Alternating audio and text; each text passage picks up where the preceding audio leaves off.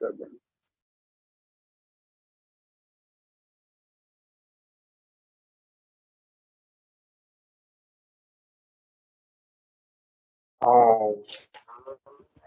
I've got 5:30. Let's go ahead and call the meeting to order, and we'll start with the Pledge of Allegiance. I pledge allegiance to the flag of the United States of America and to the republic for which it stands, one nation, under God, indivisible, with liberty and justice.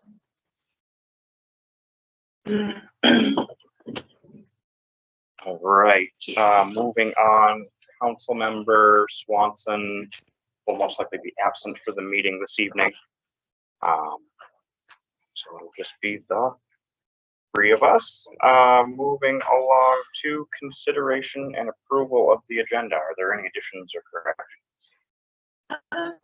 I would like to add that on 5.5, we have the EDA application of Mark.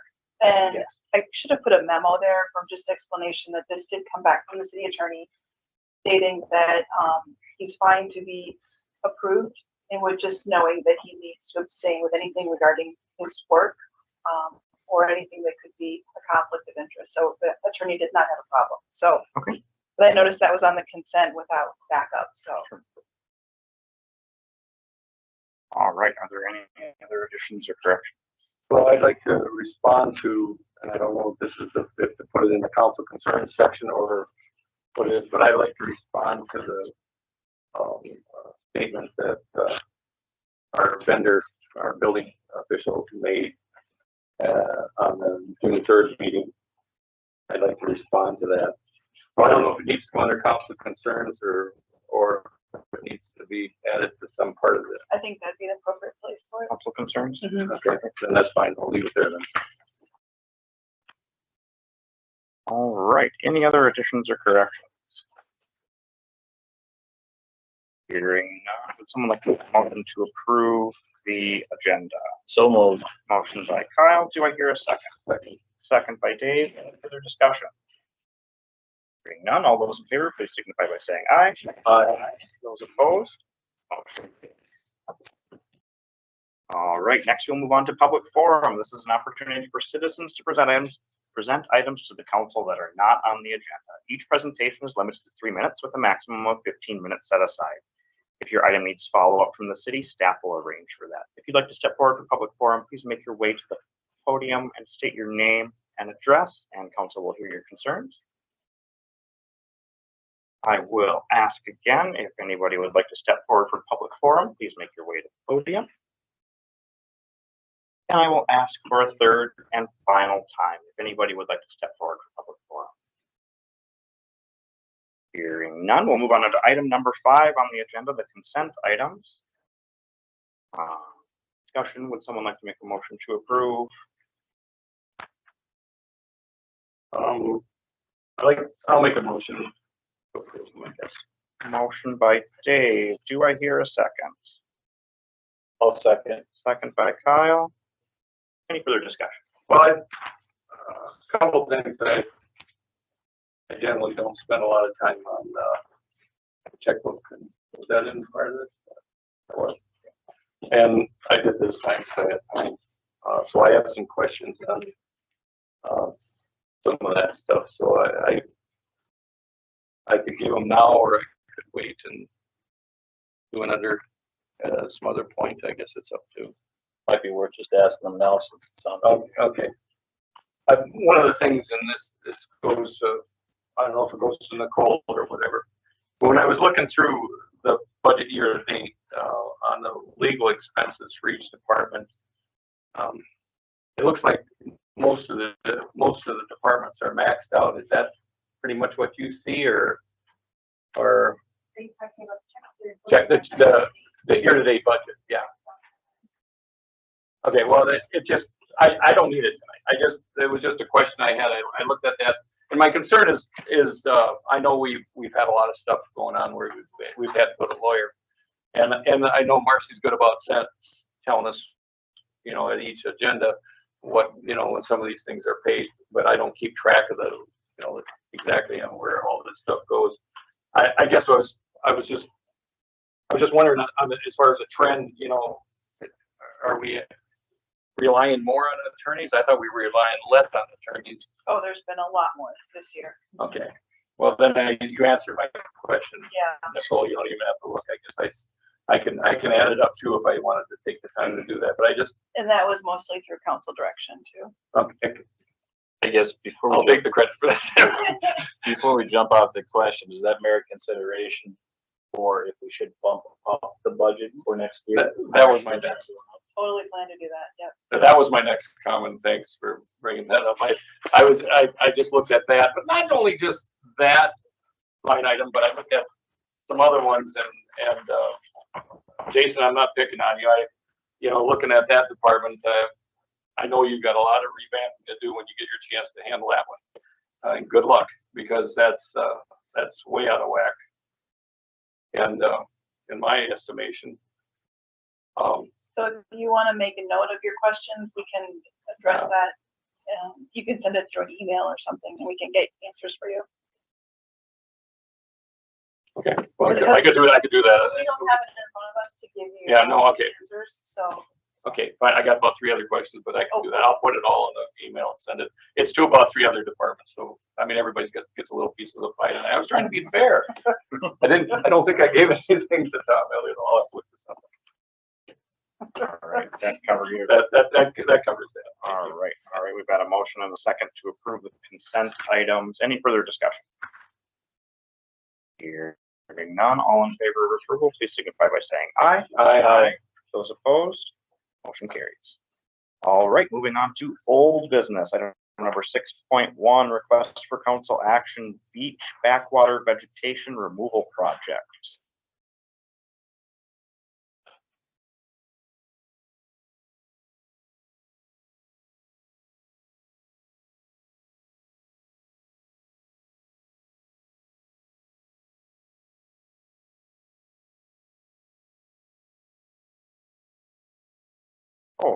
Hey, guys. Oh, So we have received 3 bids for the vegetation removal for the channel clearing at the 4th Avenue Southwest Beach Backwater. 2 contractors, Waterways Restoration and Aquatic Weed Harvesting, are both qualified and estimate 3 to 5 days of work.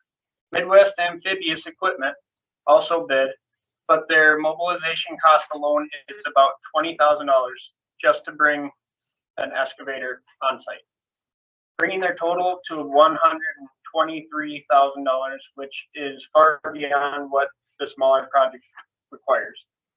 The recommended project costs about $11,600. While this line item will be over budget, we will offset it using unused machinery and equipment funds. Staff recommends awarding the contract to Waterways Restoration. They're fully qualified and submitted the lowest responsible bid, saving the city roughly $5,500 compared to the next lowest bidder. Thank you. Questions from council, comments, concerns? I do got a question. So if you're taking it out of that fund, I mean, we just saw your wish list at the last one, which was some small items. Would that be something that would also come out of that fund if you had the funds available? Well, right now,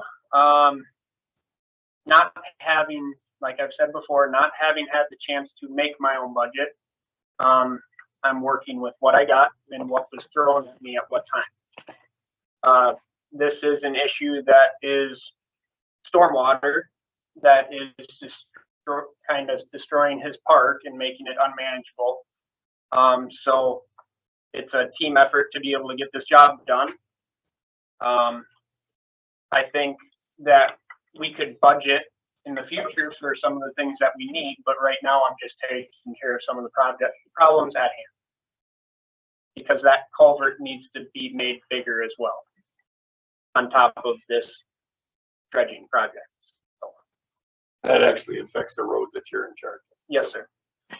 And I think it's great that we're reaching out and working together on this. I'm just going to backtrack back to that year-to-date budget thing, and I see money in a lot of different places when I started looking at it, that we could rob Peter to pay Paul. I suggest the staff gets together in their staff meeting and looks, okay, we got some stuff here we're not going to use. Maybe it doesn't have to come out of that. Maybe it can come out of somewhere else. I actually seen something on concerning the Hilltop area, and there's some money up there that's probably not gonna be used. I was just told that the last 3 years that has not been really used, and so I'm trying to Oh. utilize that. Oh, that's fine, that's fine, I'm saying that, but I just, yeah, okay. After seeing your wish list, I understand. So, I look forward to seeing your proposed budget for 2026. I really do too, I really. I guess with that, I will make the recommendation or the motion that we go with the waterways restoration. Again, I just want to thank you for doing your due diligence here. Yes, sir. I'll second that. Motion by Kyle, second by Dave. Any, to move ahead with waterways restorations estimate. Any further discussion? Hearing none. All those in favor, please signify by saying aye. Aye. Those opposed, motion carries. Thank you, council gentlemen. members. Thank you. All right, next up, item number 6.2, request for council action, federated variance. Evening. Yeah. At the June 3rd meeting, council tabled this variance request to allow review by the building official, fire chief, and fire and life safety inspector. The building official determined the proposed structure qualifies as an S2 occupancy and recommends either a minimum 5-foot setback from the property line or a 1-hour fire rated wall along the west side. The fire chief and fire and life safety inspector concur with this recommendation and further recommend that any further change in use or occupancy be subject to permit review and approval. The planning commission previously recommended approval of the variance, and staff's original review found the request meets the practical difficulties criteria under Minnesota law. And so we're looking for direction, approval, if you want to do the setback, 1 hour. That was what was provided by the building official and fire and life. Well, the setback required a rating on the wall. Were you prepared to do that, Chris, or were you thinking that that wasn't necessary? A wall, we're just doing a canopy. The request was made Yeah. that we could burn up some of our material for the walls, and then when we ran into difficulty, we said, let's put up the canopy. And then we were asked if we were gonna put it on the drawing to put the material length and all the dimensions and stuff, you know, so that it could be considered.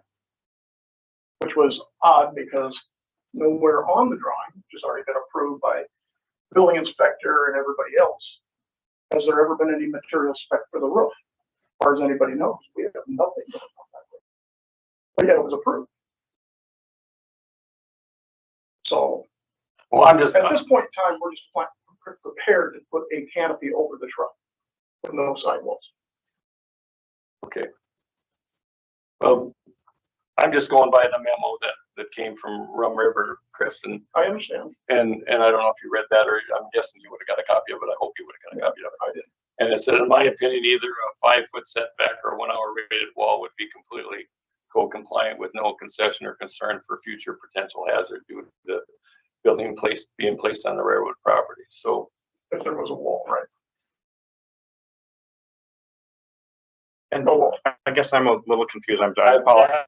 that's where I, yeah. There was speculation, it was mentioned to both fire and life safety and fire chief that there was gonna possibly be walls. There was comments made that they were gonna add purlins. I'm not a building person, so I don't know what some of this stuff is. So I Structural support. deferred to them and they said, well, that's for walls, essentially. So I think that's kind of why they called out the 1-hour fire rated wall. There was so much speculation and back and forth. I was told that it was a canopy building. That's all I was informed. And then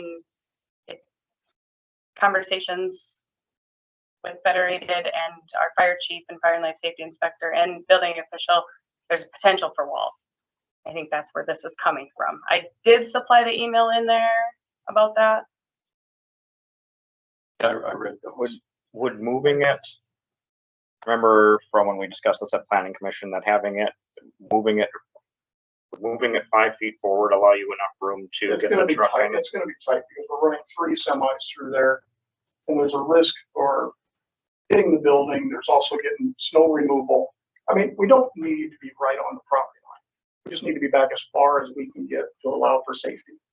and just cover our asset so it doesn't deteriorate and we can supply services to the community. Kind of our initiative throughout all of Federated, throughout the state, is to get all of our assets going. This being the most difficult project to get approved. What's your interpretation, Adam? So the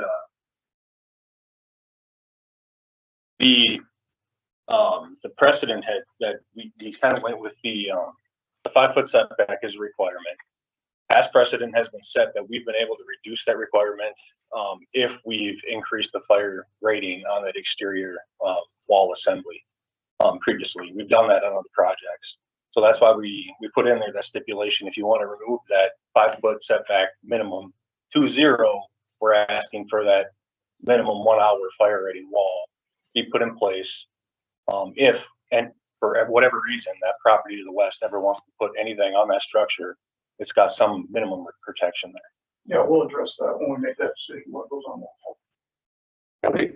Chris is saying there's gonna be no wall, right? Right now, when we build it, there's not gonna be any wall. If we have material that we could use, again, we're not gonna propose we're doing it at this point. Is there a possibility that there could be a wall in the future? But maybe down the road. I don't know how much protection just a canopy is gonna be over that truck without actually, it's gonna have to go through probably a winter to see what, if it even, it'll do any good for the poor driver. Is he still cleaning off his truck? Is he still having to climb up on it and clean it all off? I don't know yet. All of our other buildings are completely enclosed, and some of them have garage doors on them, and it's the same material that we use throughout all of that record, without any pushback or issues over anything. So There's nothing to prevent you from coming back and asking for a variance on, Exactly. on a wall later at some later time. Is there, Adam, help me out. Is there, I don't remember all this stuff on draping and fire blankets. Is there a possibility he could hang a fire blanket that would have a rating and that would qualify? You probably have to research. I'd have to look in the fire. Okay, blankets. I'm, it's been too long since I have, so I guess I'm not gonna. So I just so it's known, if this is approved without, he does not have to come back before council. He would just have to have a siding permit, and then he would obtain that from Rum River. Well, then it's out of our hands after that anyway. Could we approve this with the provision that if there was ever going to be a solid wall built on that wall, or if the building was going to be enclosed, then it would be a requirement that it would be a 1 hour fire rated against the We can make that. abutting adjustment. property? I mean, he's either gonna use sheet rock, but I wouldn't think it would be gypsum. strictly metal. It would be gypsum. Strictly metal side. Because I have an abundance of it. Well, No sheet okay, rock. well, I guess he has the right to come back, so he says he's not gonna put anything on it now, so we're basing it on what he says now. Or I'm basing it on what he says now. You guys will base it on what you wanna base it on, but I'll make the motion that we approve, what is that number? Well, the resolution will stay the same, but I will have to reword it depending on how your guys' motion goes. So, just to clarify, Mr. Mayor, you're talking about putting the caveat in there that it would have to come back to us for the 1 hour wall. Not necessarily that it would have to come back to us, but if the building is ever enclosed, that a proposed section that's abutting the other property line would have a 1 hour fire rated wall. Well, he's gotta go for a permit on that anyway. Sure. That's gonna It's happen Rum then. River, right? That's gonna happen with Rum River. It's not gonna. I don't know if he's coming back to us per se. Yeah, if we decide we can get hold of Andy and work it out with everybody. So what do you have to reword? I would just have to change the variance resolution to state that if you're going to add that condition on there, that it has to be a 1 hour Can fire we rating. approve it with her making the conditions, or is that acceptable? Are you requiring any kind of setback? That's what I'm confused about. We're definitely gonna need a clear motion on this one, because I am super confused on what we're approving and what we're not approving. Because the recommendations are coming back that there should be a setback. The request is to have 0 setback.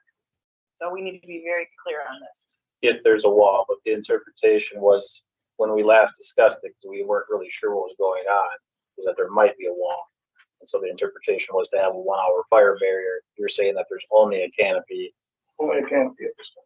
And if we approve it just as the canopy and it goes forward, it just goes to Rum River for a permit, but it might not come back to council in case they have concerns on setbacks or 1 hour firewall. It will not come back. We have nothing in ordinance to state that it would need to come back. It comes down to approve it with the variance and just let it go, or approve the variance but add the 5 foot setback, or approve the variance with a 1 hour fire rated wall if they enclose the building. How much, we had 22 feet back there, is that what it was there? Can you measure it, Adam, was that? What was the distance between the building if it was constructed? On the line, on the real property line, not the fence line. That 22 feet, who did I ask that? They told me that. Well, I'm acceptable with that, somebody told me that, Are you talking about the front of the building face, like the east side of the building to the east of the property? right. The east, according to this plan, the east side of the building to the gate, if it's sitting on the property line, offers 32 feet. To the west side where it's not protected, where there's that space on the back side there. Oh, from here Yeah. to the actual center line of the tracks. No, to the property line, where the property line is, that's the fence line, that's not. Well, there's a property line right there. Yeah, Okay, right, the there we property go. line. Yeah, you got it there, okay.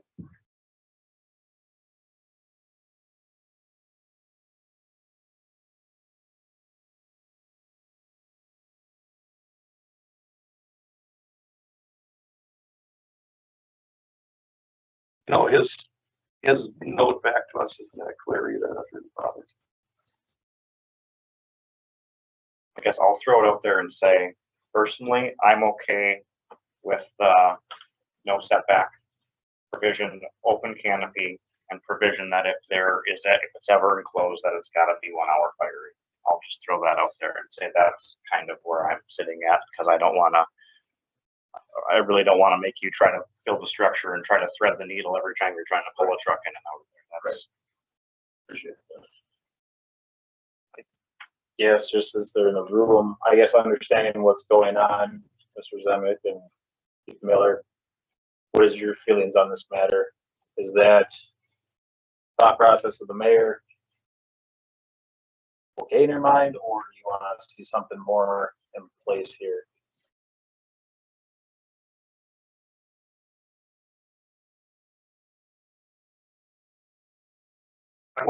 I guess I would honestly say that with the open sides of the building, like originally was discussed, like I said, we could get water on the tank. The concern that I would have is if you are going to enclose the walls where it's going to concentrate that heat, even if it's propane tanks at, the 100,000 gallons running up and down the tracks, you're going to want to protect that so you don't have a crater in downtown, obviously.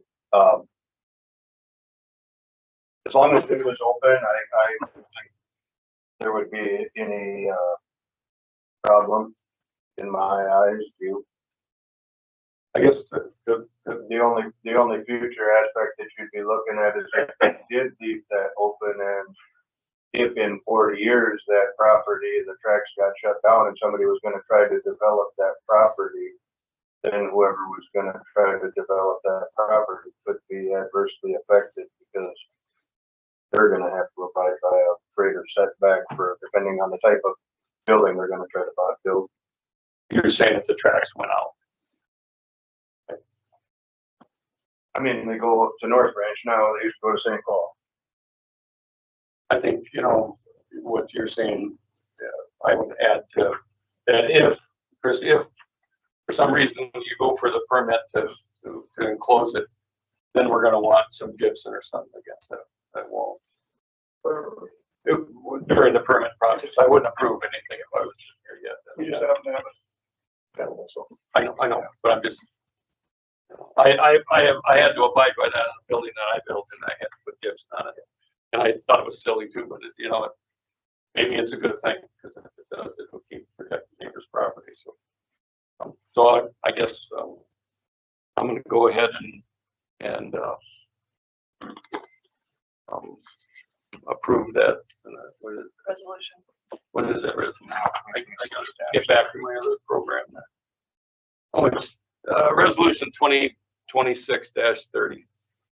And that's both, are we doing both of them at the same time, resolution for the, what is it? It's all just one resolution? It's just one resolution. Okay. You got I that. just need to know which way you wanted to go. Okay, I see, that's why you did that. That's my motion to approve the resolution. With no, With no sides or no back or nothing, but if it does get built, you know, I would want to see some type of a fire barrier. okay, so just to recap, the motion would be to move forward with it on the property line. Right. As is with an open sides. Yeah. With the provision that if they ever were to finish the sidewalls off, it If would. they ever apply for a permit to finish them off, the council says it has to be Fire rated. fire rated.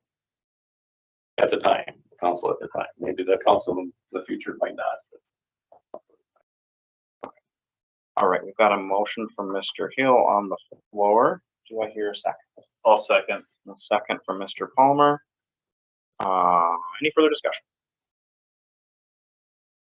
This is a resolution, so I'll proceed with the roll call vote. Kyle? Aye. Dave? Yes, And I will also vote yes, that motion carries. thanks for your Thank time, you. Chris. Thank you. All right, next we move on to item number 6.3, trail update. So at the last meeting, Jim Sloan presented an update on the trail. So during this time, I reached out to the county, and it is what he said, that the county's bowing out. And however, if there's something that engineering they can help, they'll help assist with that, but it's back in the city's court and it's a city project. So tomorrow I'm meeting with Joe Mulford to discuss how the college would like to be involved in this, because I think the plan is to run it through the college area. And where are they looking to help? What does that look like? I've talked with Greg Anderson. He said that the engineering cost could cost about $40,000. So we're just kind of gathering this information and what that would look like and where it would come from. So that's my update. Is there a possibility, just thinking out of the box, is there a possibility we can approach EDA for some funding on this, being this economic development? That's a good question. I mean, either us or Pine Tech included. Yeah, I think I think this is a great project. I love the idea of connecting our trails and getting more connected within the community. Big price tag. Well, I'm disappointed that the county doesn't feel that it's worth it, or maybe they do, and everybody's crunched for money.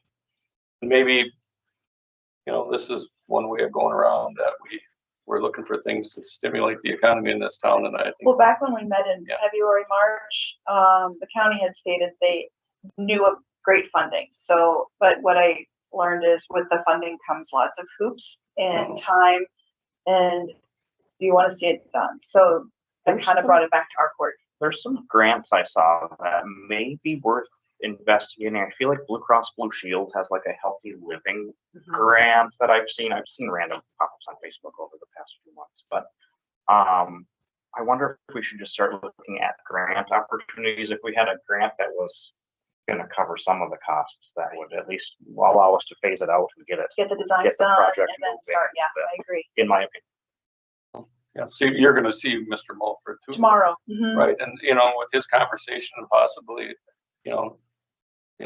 talking to EDA maybe. Good idea. Can I make one comment? Yeah, absolutely. I think it's critical that we move forward with the engineering.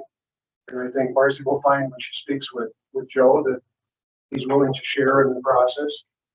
But we need to have specifics before we can move forward and ask the Greater Pine Area Initiative, Lions, other potential grants. We need specifics to be able to ask for that. You need to know what you're asking before you can ask. for Exactly.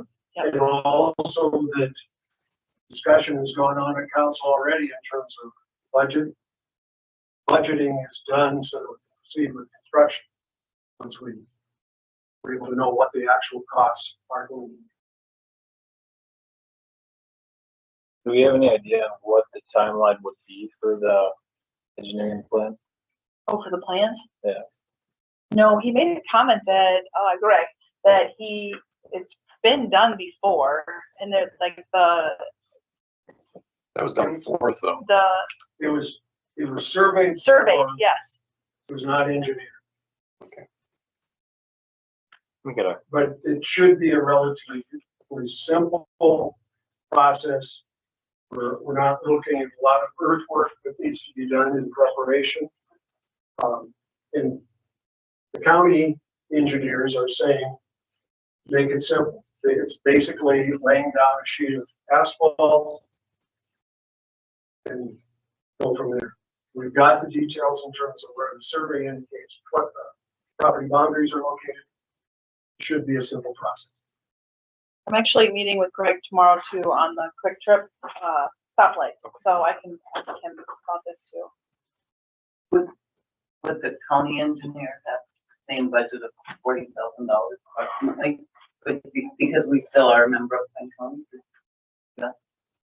About that as well. Their I estimates. think they're out.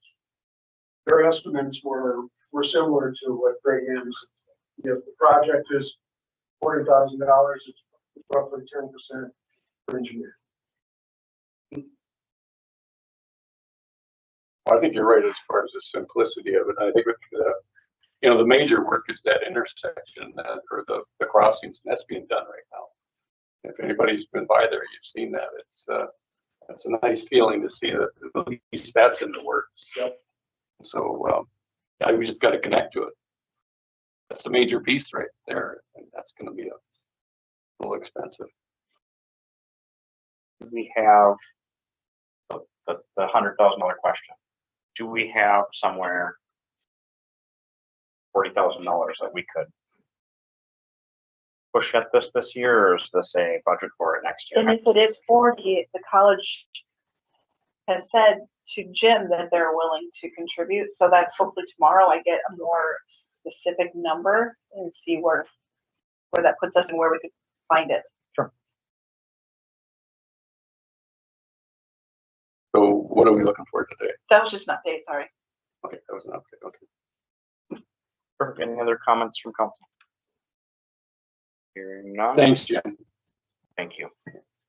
Hearing none, we'll move on to item number 6.4, the procurement policy update. That is just being kept on because we really have an update. Don't have an update that we're making a couple changes, but we didn't have it ready to bring back. So we'll have it. It's just a reminder. Thank you. Perfect. Thank you. All right, item number 6.5, vacant council seats. This is brought on to keep it, I kind of bring it back every couple agendas for discussion. I guess I'll jump in here first. I've had some conversations with other elected officials and other folks, and they have been kind of gently giving me the verbiage of the city council shall fill this seat. So I think that's something that we need to work towards, whether that's an application process or something. I think the way I interpret it as the city council shall fill the seat is kind of like you shall pay your taxes. So it seems as though it's important for us to fill the seat, and I believe it is important for us to fill the seat. In fact, this meeting today would actually be the meeting that I was appointed as mayor going back 2 years ago. So that's we've got about 5 months left of the year. So I think it's important that we have a full council. We got a bunch of irons in the fire and a lot of big irons in the fire. So I think it's important that we have 5 council members. How we get there, I guess I'd like to see an application process or submit a letter of interest. And There's 2 points to that. One, we do have a plan in place to appoint them after the election, for the intent to, I guess, duly voted on by the people. If we're gonna go with past practices, like when we appointed you, then we would go with the runner-up. instead of appointments. But there was no runner-up in that race. In the council meeting, In the previous council race for Miss Petty and Mr. Hill, they ran unopposed. well, wouldn't she go based off of the last election? I would, in my opinion, it's kind of an apples and oranges comparison because it would be about who was on the ballot at that point in time, and there were 4 individuals on the ballot plus a couple write-ins last term versus the 2 that were ran. So I don't know, had the couple of folks that had run against, or that had run last term also ran against Dave and Gina, I would have felt 100%. Sure, yep, that makes sense, but When we appointed Mary Kay, that we went out and asked past council members if anybody was interested, and there was 2 that weren't. And that's why we had interviews. So I don't know if a precedent, Kyle's been said, I know what you're saying. But I don't think we've never gone down the road 2 or 3 times in a row. It's been changed a couple of times. So I like the idea of just put either a letter of interest or whatever. I'm getting some feedback, and I'll be real honest, from several citizens that said, I think you need to get some help there. You guys, it seems like there's only 3 there and there is been times when there's 4 or 5, but they're on TV. One of them's on TV or whatever. I'm on TV, or you're on TV, or Kyle's on TV, or somebody's on TV. But so I think I'd like to go with the process of interested. I don't know if you want to call it an application. I think it's just a letter of interest. a letter of interest. Yeah, I mean, if they're not interested, they don't have any feelings. I mean, then.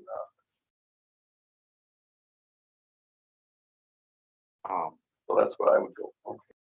I guess if you're gonna go that route, I don't want it to be that we ask past members of council.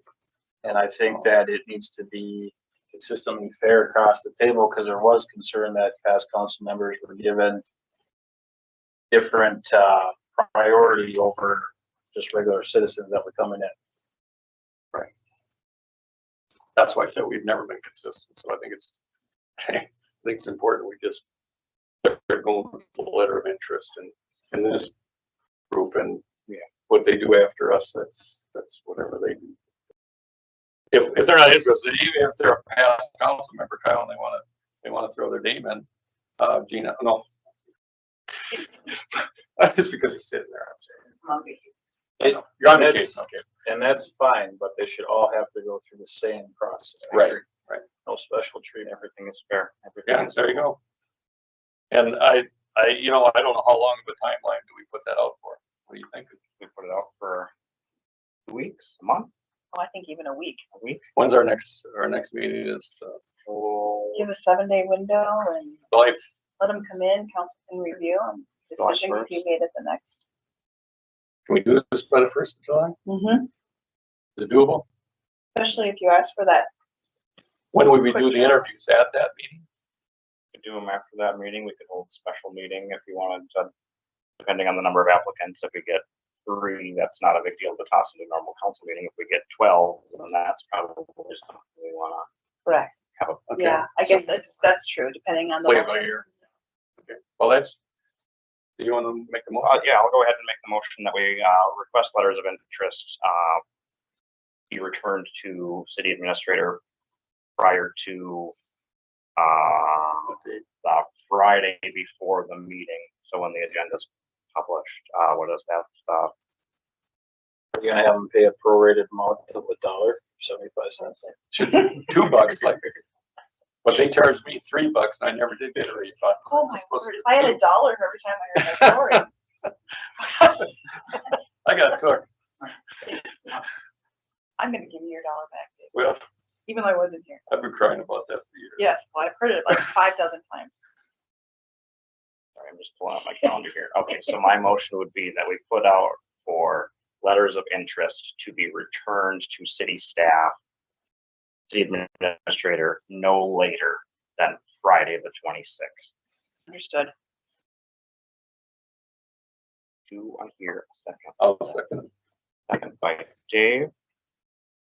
Any further discussion? I guess just for the point of saying it is I still believe that the people should vote on the appointment, not appointed by us. I think there's too much of a personal perspective or agenda that can be brought into the factor when we make the appointment. So I'm not comfortable with going this route. I want to see it voted on by the people, but I understand that I'm outvoted. So, Well, we, you know, and I don't think I feel that way. You know, we've had 2 or 3 of them I can name, but I'm not gonna name people's names that they just went out and asked them.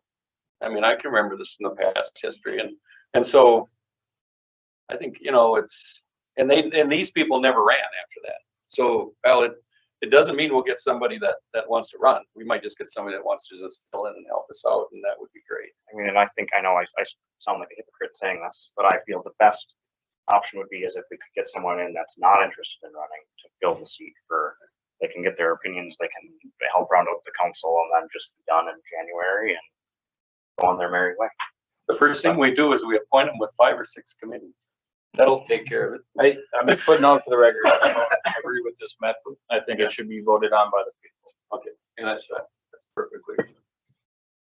Any other discussion? Hearing none, all those in favor of posting for letters of interest, please signify by saying aye. Aye. Those opposed? No. Motion carries. All right, moving on to new business. Item number 7.1, Pine County Law Enforcement Contracts. Okay, so I have been meeting with both Sandstone and Hinkley regarding the previous contract and the 2-year contract we just received.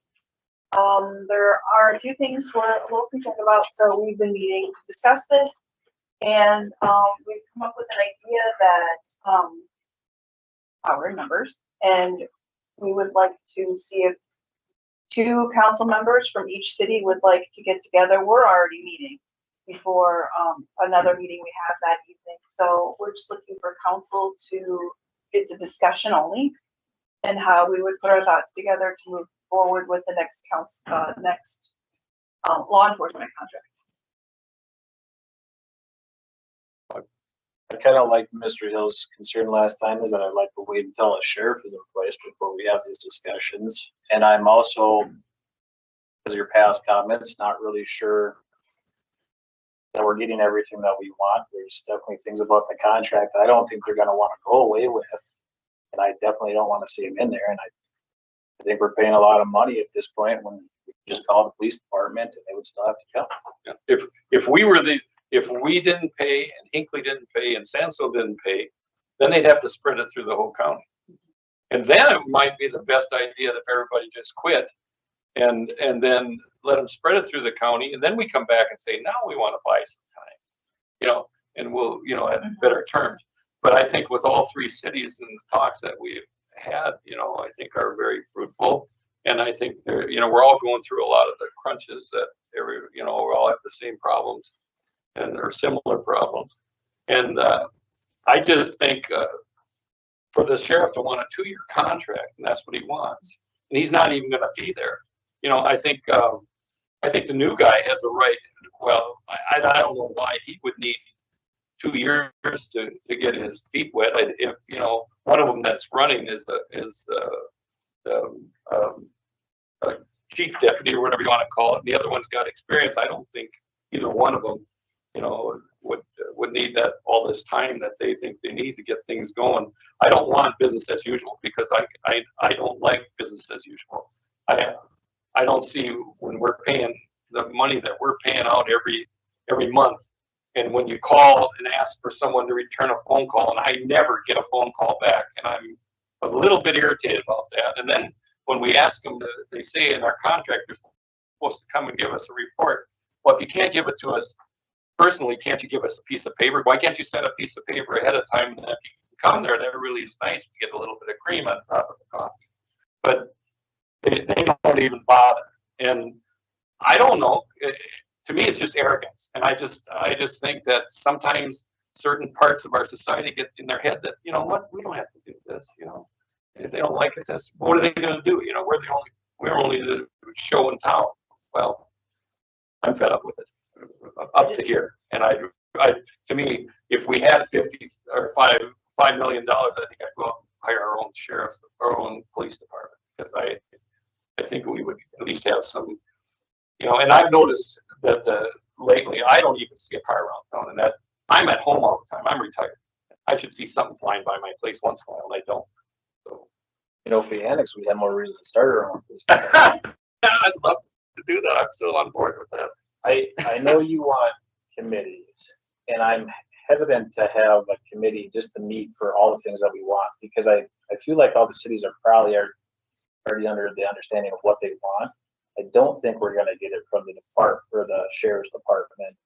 My biggest question would be is, are we legally required to provide actual police service, either contracted hours or in-house police service, or can we just go with countywide? Because if we can go with countywide, I'm kind of at the point where we should just save $260,000 and put it into everybody's wish list. I think that is one of the main concerns between the three cities is the residents are getting it, it's levied through their city taxes and they're getting it through their county, where the townships are only getting it through the county. But, and I'm trying to stay neutral and quiet here, as I am a county employee, I'm not, there could be a perceived conflict here. I don't have any say on the budget nor any say on what the sheriff does, but I will say, go out to Pine City Township and dial 911 and see how long it takes a deputy to get there, and a deputy a lot less time to get here in city limits than it does out of town.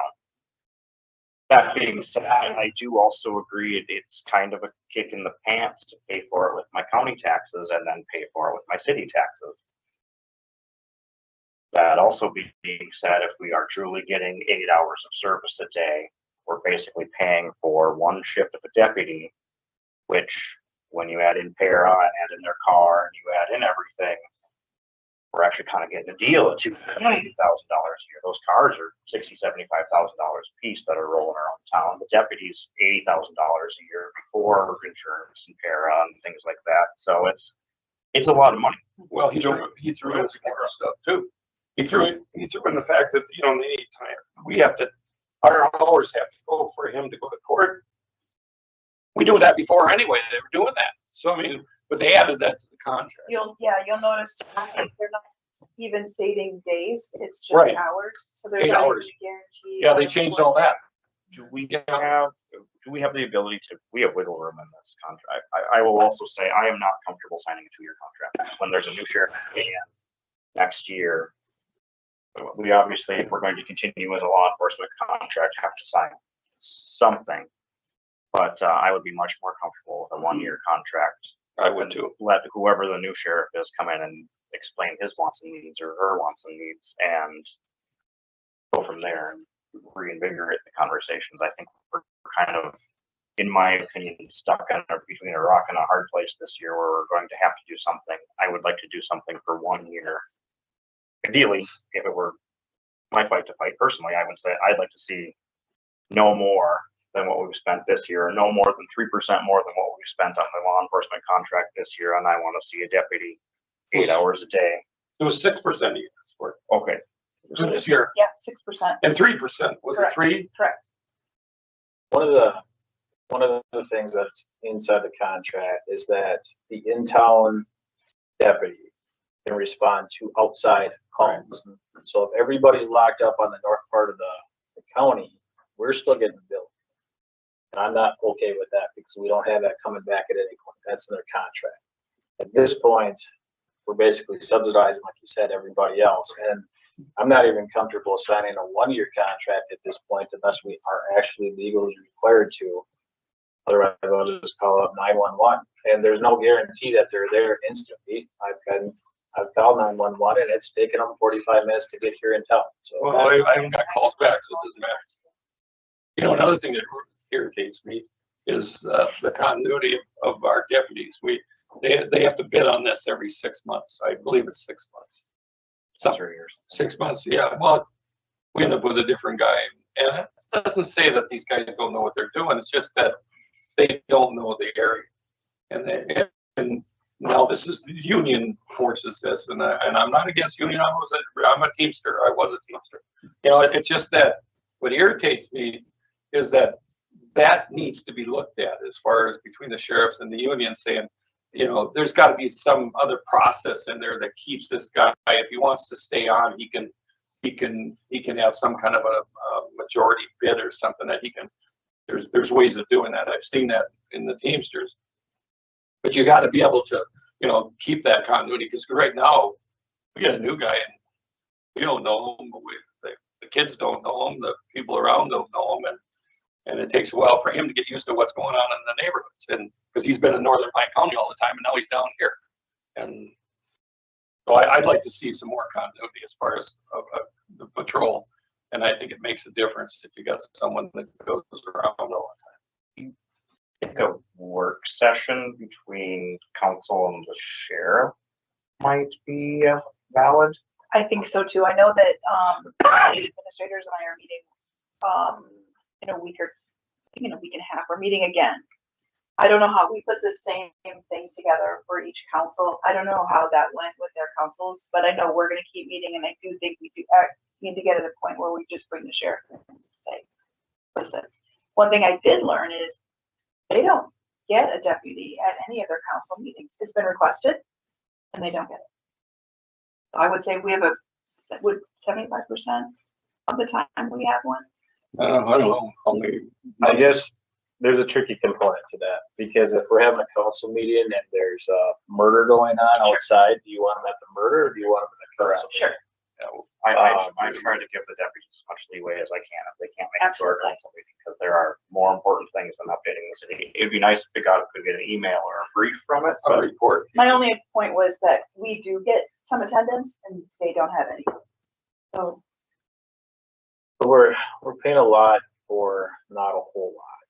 And I really wonder if we stop paying, if we would get the same outcome, or if we should look at having an in-house police department, which would be expensive in itself, but what could that in-house police department look at? And every time we talk about annexation, we talk about things that we can provide. And there's different ways to do annexation, and having an in-house police force to provide better police protection might be one of those caveats. I keep looking at Bram and they seem to figure out how to do it. The little city. Yeah. There's one thing that gives me a little bit of caution on this is we don't want to hold anybody hostage. We sure don't want to put the pressure on the sheriff saying, no, they aren't going to sign it unless we get some kind of concessions and stuff. So I'd rather just go with the 1 year and just make it real clear that we will not go longer than 1 year, and we want to renegotiate with the new sheriff. So that gives them, in my mind, gives them enough time, because how many months to election? He's going to have so many months after that. And then we can start the negotiations. We could continue with the contract that we have in a year just keep going with it until the negotiations are finished. But I like going with the negotiations with 3 towns and not 1, and I think we'll get a better deal. If we have 3 of us, I don't think we'll get a little better contract, I believe. we can also look into what we're legally required to do too. I think that's important what you brought up. I'll see if there is anything in there that says we have. Okay. But I don't want to hold him hostage, and I don't think that's fair. And it's not going to make it easy for him in the transitions. Okay. I'll just keep providing updates. Thank you, Marcy. All right, next up, item number 7.2, Sandstone Hinkley Pine City Fire Marshal's Office update. We also put this together and to be unified with 3 cities, sent this to their councils and residents as well. So it's just an update of where we're at, and we're still, I think there's no decisions being made. This is an information gathering process. So that's where we're at. I think at the next meeting, my homework assignment was to bring the township's fire contract formula in. We're looking at that, so we each get homework assignments and like that. Any questions, comments, concerns from council? I'm a part of that process. I'm a member from our council that goes to that, and I think it's been, and we benefit just talking between the towns and the different things that are going on in our towns, and it's oddly very similar, which I think would be so odd, but it's ditto on a lot of stuff. But it's good conversations. It's a time for people to network, and I think it really makes a difference that, you know, there's mayors, there's council members from each town, and then there's fire chiefs and actually active firemen too. It's not just the chiefs. So if the chiefs tell a lie, the firemen tell them the truth. So isn't that how it goes, Tom? They've been a couple that I've been able to make it to. Unfortunately, those meetings always fall at baby's bedtime, so that's always been a struggle for me. Yeah. But the few that I've been able to make it to, it was really nice to see the tour. We got a tour of the Hinkley Fire Hall at one point in time, and it's nice to hear other perspectives from other firefighters, other chiefs, other cities that are dealing with the same things that we're dealing with. Good conversation.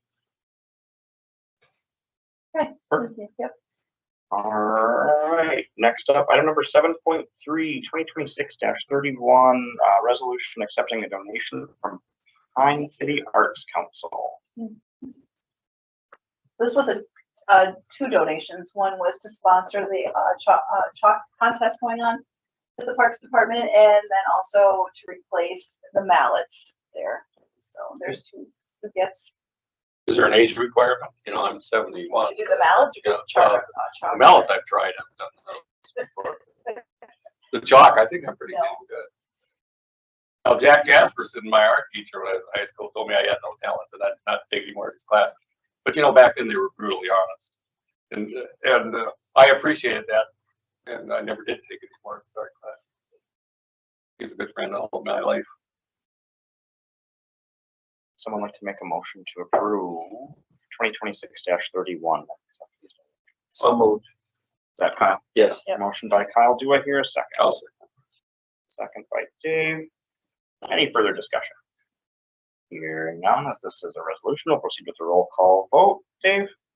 Yes. Kyle? Yes. I will also vote yes. That motion carries. Thank you to the Pine City Arts Council. Is there anybody? No, All right, next up. you're here. Yeah, I appreciate that. Are you on the Arts Council? Just a question. What's that? Are you on the Arts Council? She's the voice of the people. No, I know, but I know she was. Are on the you Arts on Council. Yeah. You think? Okay, oh, so we got a member, we got a member we can say Not thank you to, sure. that's why I was wondering, Not if sure. we're on the Arts Council or not. Not trying to put you on the spot or anything. All right, moving on. Item number 7.4 for council per diem. Well, this is looked at during a election year. So if council wanted to look at either a change in their salary, I guess, or if even doing a stipend for council meetings, this would be the year to get this in place before the election. So And I asked Marcy about it just because, you know, and I've been on 4 years and there's been, the year I got on is the year that our past administration decided that it was a budget fixer, so they got rid of it. And that's my interpretation of it.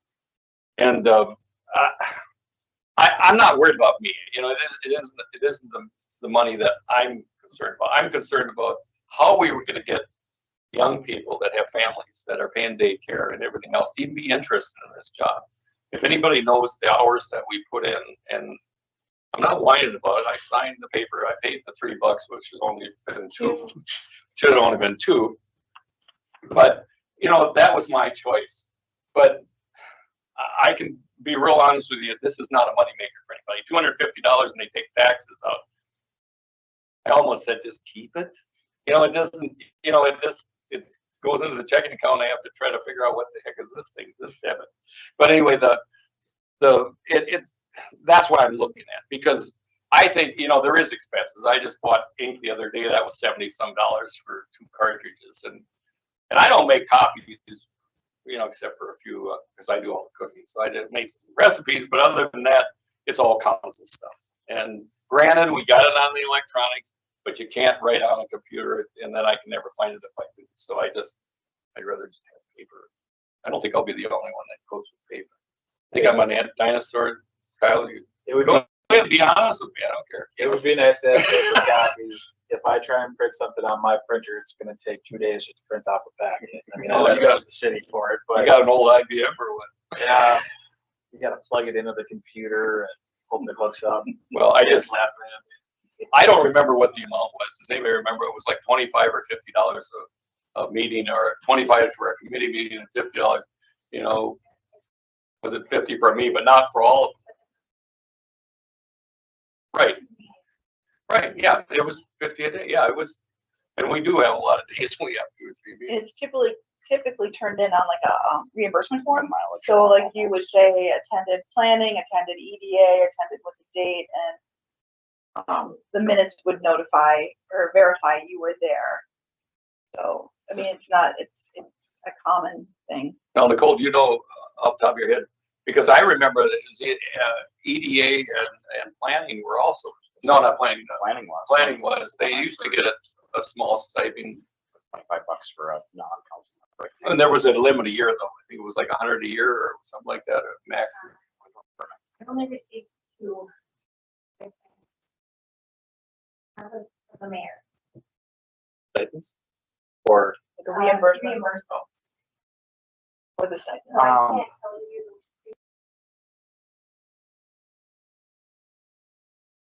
I mean, I do think it was $50 for,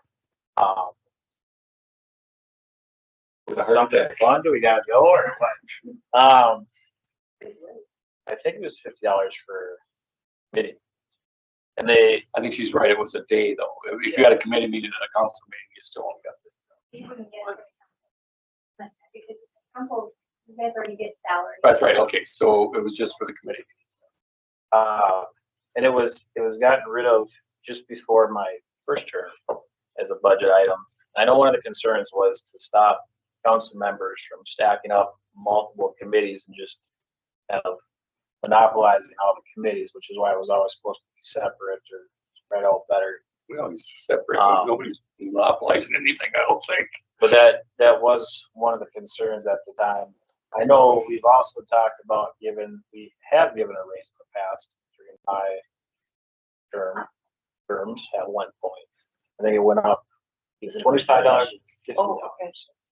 Was to raise it. I think the mayor used to be at $250, not $300. Okay. So I don't know if it's bad. And I guess I don't know personally, I don't know what's easier. Is it easier to keep track of a bunch of per diem sheets that we turn in after every meeting, or is it easier to just say, given the times, given the whatever, let's bump everybody to 500, 450, or 500 and 450, or if you want to just, almost a cost of living raise, sort of, I'd like to know when it was. Oh, and do just a salary and no per just diem. keep with just salary. I know I won't say how much the amount was. I looked at Cambridge's council budget today. I will say what the amount was, and they pay their council, between the 5 council members, they pay them $8,000. They're also bigger. But they're also about double our size, like population wise, so and have a high. I just thought the per diem was the easiest way because you just turn it, whether you turn in a slipper, but there's always a staff member usually at any of these meetings, and they could report who was there. I mean, I don't want to throw work on anybody else, but because it's we can charge mileage. I understand that. When I go to Hinkley to these meetings, when I go out to the townships and different places, or when people call us and want us to go look at something, that all costs everybody money. But who wants to keep track of that? 5 miles here, 10 miles there. That's just ridiculous. So I just thought that the easiest thing was just go to a per diem, so that if somebody had to hire childcare or something, at least they get a little bit something back for donating their time. And otherwise, it's just going to be a bunch of people that don't have that problem. If you would have asked me about this 6 years ago, I probably would have fought you tooth and nail about having any kind of payment. And now I understand your point more. And I am getting concerned that it's set up more for people that either have a lot of time on their hands or they're retired. Because working people, it is very difficult. Kent, you're probably burning PTO like crazy. Yeah. I think Dan's had to be flexible. I've had to be flexible. And historically, you've had a pretty old council, not a lot of new ideas. I do kind of wonder it needs to be bumped up. Mhm. I don't know about 80,000. No, I was kind of liking that when I heard that. Might get some jumped outside, How Good about cheek, good cheek. we bring this item back? There goes Jason's budget. He thought he was gonna have money. Skids here. Can we, Bye-bye. should we There maybe, goes his kids. maybe compare what other surrounding cities do? And I started that yesterday, so I can keep compiling those. All right. What do you see? All of them Oh. in our like range of population. What did you see so far? What are you seeing? I mean, do you have any idea? I think we're pretty low compared to other cities, I think. I think so too, what I've seen before. That was 40 years With ago. just the salary side, right? Yep. Yeah. Just because it could affect all the council members, I would recommend that if we make any kind of decision on this, we should have all of our council members. Oh, yeah. all the residents. I don't have a problem with that. Um, You have to do it at this time because. Yes. So know, let's yeah. gather some more information. Melanie's already got this started. We'll bring it back with more update on the next agenda. How does that sound? I think it's, if you bring everything else up to date, you should bring this up. if you're having interviews or things of that sort, you want to bring it back at the second meeting in July, so that Yes, I believe Greg Burkhardt will be here on the first. So that'll take a good chunk of our meetings. That'll work. That way it doesn't. Somebody sees the pay raise. It did say "There's today some in an email checks that every intention to file before the deadline. Just a little update. I better think about that flavor. Yeah. Me too. The cake of victor. Okay. All right, any more discussion on council per diem? Appreciate bringing it up, Mr. Hill. Well, I just wasn't, it wasn't, like I said, I've been 4 years and I didn't, we could have brought it up 2 years ago. We never did. So just so I understand, I'm bringing this back to the second meeting. Right. Okay, thanks. All right, next up, item number 7.5, notification of truck routes. Counselor Hill asked this to be on, and when Tabitha saw it, she was looking for clarification as well, because I think she has notified something like 100. And I'm still seeing trucks flying through my neighborhood, but I didn't get the names of them because they come and they go down 10th Street, so they're fast. I can't get out the door. See that? Barely tapped his brakes at Yeah. the 10th and 3rd intersection. I went to look at his license plate. He was already gone by the time I made it over Yeah, there. I couldn't, the last 2, I couldn't catch the last 2 weeks. And they And our signs are they up. were freight trucks. The signs are up. I have seen them Yeah. around town. Europe, I talked to every local contractor, large contractor vendors, I talked to Holiday, and I let Holiday companies know, I haven't seen the holiday trucks going through town, so I think they are. going. commissary trucks. Yeah. The commissary trucks usually come through the evening, their trucks. Yeah, I haven't seen them though, so. And that's enforced by the county deputies, right? And what is the penalty if they get caught in a truck route? Whatever state law has in that state law, that law. But I think we agreed to give that a year, education. Grace period. That's what we said as a council, that we weren't gonna, we thought education would be the most important thing and get the word out and that people would, see that and if I see one, I'll just mention it to them, but can't catch them. I'm not fast enough. I did talk to the deputy at one point. They would prefer phone calls if somebody sees a truck in going through, they need a phone call. A phone call to their sheriff's office, whether it comes in through 911 or they're not an emergency, they would prefer phone calls to let them know where these trucks are coming through. I just, we're spending a lot on these streets and I don't want them to get wrecked. And if anybody says they won't wreck a street, they haven't driven a truck. And I've driven plenty of them in my life. Well, a lot of these trucks, the wheels are squished down that much. There's a heck of a lot more than 6 ton.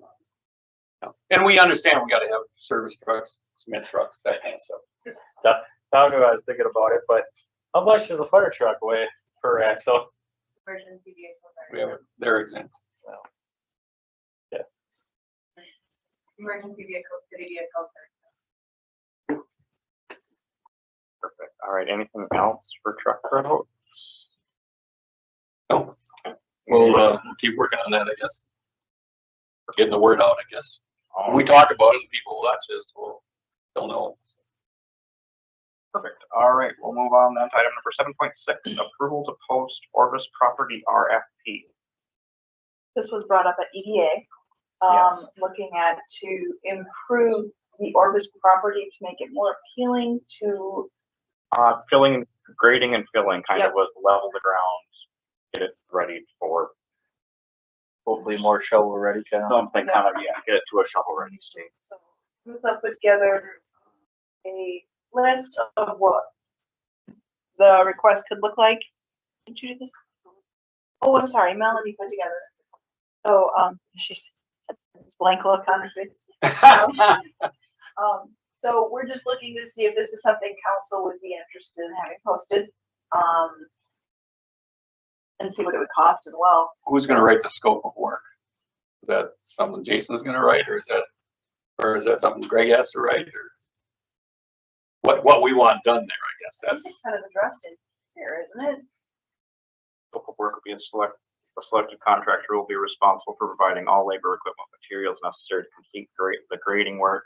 The scope includes, but is not limited to, excavation, grading, and leveling of designated areas of the Orbis property, removal or relocation of excess materials as required, establishment of proper drainage grades consistent with city standards, erosion control measures during construction, final site stabilization, and compliance with all applicable local, state, and federal regulations. Well, I read that, that doesn't tell me what these standards are, it doesn't say that. Do we have some book that says that? I don't know of any book that says that. Or Jason, I'm looking at you. You might not know. I'm just literally writing a note of what is this Orbis property and why am I involved in it? You didn't know you had some more property? We do have a billing and grading plan that does lay out we do have an ordinance that lays out exactly what all of it. Because on the far south end of that, was there some dirt pushed on there from, right?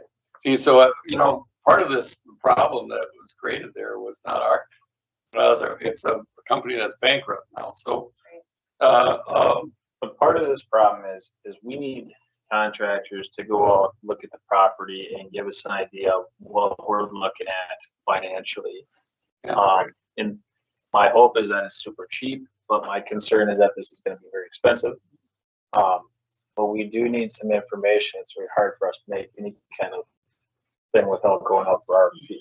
Well, at one time, there used to be crops there. Somebody used to farm it. And I suppose now with the trees growing up and then the mess that was made on the south end, that probably is not possible. But if we could get it back to a flat ground and it's not marketable, we probably could rent it out for a couple years or until somebody decides they want to use it. It was at least wet the last time I was out there. Well, it won't be if they fill it and grade it properly. That's what I think. If you go apart the point of grading it, you should probably try and execute on getting commercial or some kind of development out there more than just crop. Well, I'm just saying, if we can't find anybody that wants to do, we got to do something with the land. We could somebody could raise hay on it. As far as that goes, as long as they keep it cut so that Jason doesn't have to mow it. That would, because otherwise the trees start growing back up through there and everything else. That's. Do you mow it right now? He doesn't know where it is yet. I think it's all wooded and swamp at this point from last what I see, and you might want to burn it off first. Them guys sitting next to you can take you for a ride. But so we have an anticipated award of July 22nd, but when would be the deadline for the work completion? I guess it'd be difficult to complete all this year.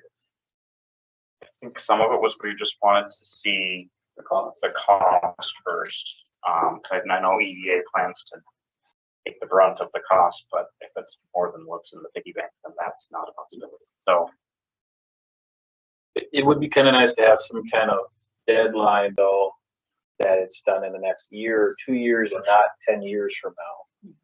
It's kind of hard to balance. I would appreciate to not have another Bond Meadows development that we're sitting on for 18 years. That one? No, I'm not going to think like that. For that time frame to not have it completed. So I agree. I think if we put a 1 or 2 year timeline on there, 2 year at the maximum end as far as. Once you see what the cost is, though. Yeah, once we see what the cost is. I think it's a good possibility we'll have a local contractor that would probably be very interested in that because it's real close to them. But all of them around here, I think it would be a good project for them to either do at the end of the year or fill in. You could fill in. Jason hasn't seen it. It'd be nice for him to see it. It'd be nice for Adam to go out with him and the fire chief and probably Tabitha to look at it together.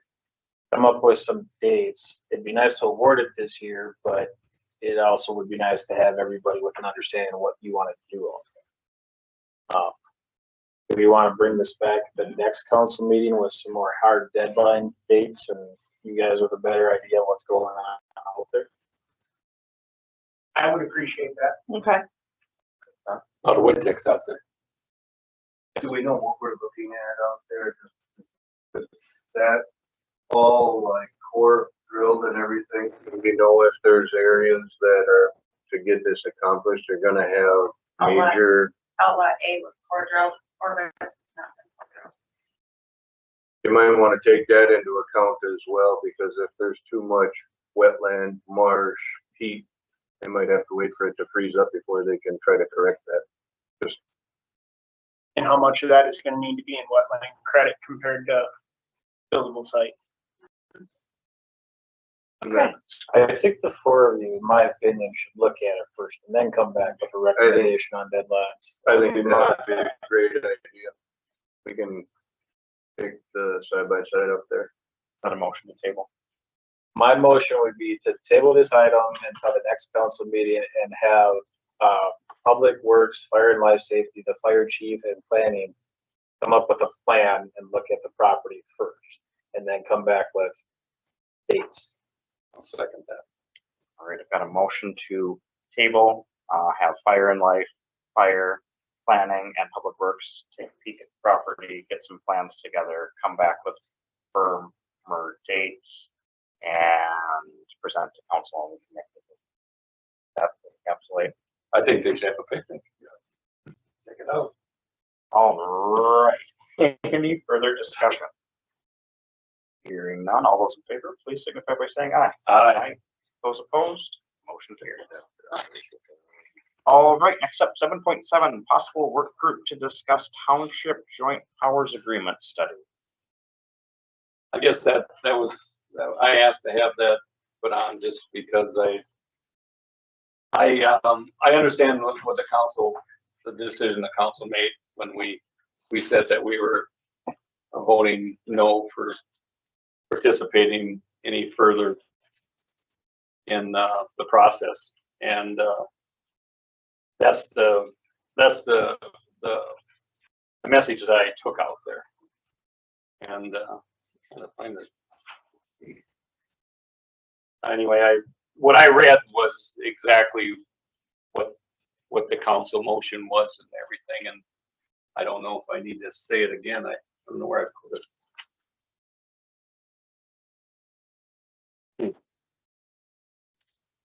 One of the things that we had talked about at that time when we pulled out of it was to not participate in the study in its capacity, but to be open to other items should it come back.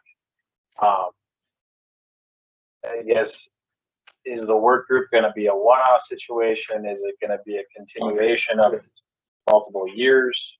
Are we bringing back items that were identified in the study to reevaluate and consider, or kind of what's the objective? Well, the reason I even said the study group was because when I went out there, I read the main points, and I can read off the 5 main points that I said, and that's all I said at the meeting. I did not interject any of my feelings or any feelings about how the council felt. I just read exactly the timeline and the motions that were made and what the discussion in brief was at the time. And one of the questions that was asked to me afterwards, and it was a kind of a little bit of a shock to me that nobody had heard this, because this had been passed at a couple of council meetings before. So I thought there should have been some conversation maybe already about it, but the way the meeting was going with their agenda, it indicated to me that hey, I don't think everybody knows about this. And I just was really surprised. And I thought, wow, probably one of the most difficult things I did in my life besides getting married is sitting up there talking. I love my marriage. Honey, are you listening? Don't. 50 years, she's not going to catch me. I'm still good for a while. Anyway, it just, one of the questions that one of the board, chairman of one of the boards asked me was, did you guys get anything out of that you think you could use? And I said, I'm sorry, but I can't comment on that. And they couldn't understand that. And they asked me if I wanted to come back to any more meetings or if I wanted to be taken off the list. And I said, I'd like to be taken off the list. So that's the way it ended. And I left. That was the end of it. But I felt if we made an effort to look at it, and the committee I thought would be 2 council members, I'm happy to be a part of that. I just love committee meetings. And I would volunteer the fire chief, and one other council member could be a part of it. Maybe if another staff member wanted just go through and I think Tom has a lot of experience going through it. I know he did. And I went through it too, and found a lot of inconsistencies in it that were brought to the attention of the study director, or the person doing the study for us. I don't know what you could call his title, but anyway, and so I don't think it would be a very hard thing to pick out some points, if there's points in there that would benefit us or the township or both. Townships or both. Maybe that's part of what we look at as far as our contract. And I think that's only fair for a completion. We didn't, I feel I didn't follow through, and I did make the commitment, and I've said that here a couple times. I said, I'm committed to this. I know, Kyle, you've had reservations on certain parts of it, and I can appreciate that. You're entitled to your opinion. But I think Dan had some reservations too, but he's not here, so I won't speak for him. But the bottom line is, I just felt that that's what I could offer. If anybody else wants to join me, fine, I'd be happy to go through it and write up some points that I would bring back as a committee to the council, and they can review. And if they feel that they need to be pushed on to Mr. Miller, they could be pushed on to Mr. Miller, or we could talk about it at the fire committee meetings that we have quarterly, which is when's the next one? Twice a year now. Oh, I thought they were quarterly. Yeah. Okay. I think all the council had concerns or had things in the study that they wanted to discuss at a work session themselves, the 4 of us or possibly 5 of us in the future. But it would be nice if that discussion happened with all of us and not 2 of us bringing it through. There were definitely points that I would like to go back and review, especially since it seems like the pay scale is slated in us paying more than them. There are other things. I know conversations about substations were out there, shifting buildings around. Not necessarily opposed to talking about those items. I don't want to pay for them. And I'm kind of at the point where I don't really want to fund a bunch of extra things for the townships. If we come up with ideas that benefit the city of Pine City, I'm on board with that. But as far as good fire things go, going with Sandstone and Hinckley are kind of more, in my opinion, right now, that be more beneficial and apples to apples, so to speak. Because I worry that we're going to end up with a bunch of extra committee meetings to try and appease feelings of people that basically try to come up with a control method to get the city of Pine City to pay in more. And I don't agree with what they tried to do with that, because it was very obvious from the start of the study to the end of the study that there was no financial benefit to the city of Pine City. And in some cases, it might be that we have to pay significantly more. And so I do know that there's friendships and there's old ties and stuff, but at the end of the day, I got to represent the taxpayer. So if we want to talk about some of the things that could improve our fire service, as long as they're not a burden to our taxpayers, I'm fine with discussing that. But I don't want to just volunteer a bunch of money so that the townships get a better benefit. This goes back to the same thing in the sheriff's contract, in my opinion, where we're paying more on their benefit. Well, okay, but we did have a work session. That's how we come with that vote. That's my opinion. I thought we made the work session. We had the work session. That's why I thought, well, maybe a committee meeting, because I didn't know if you wanted to go through another work session. I have no problem doing a work session on this and going through it as a team here. That's, and whatever we have as a team, if we do pick another council member with our latest move here. And if Dan's here and we got 5 people sitting here, that's not a problem. If you want to do that, I'm willing to do that.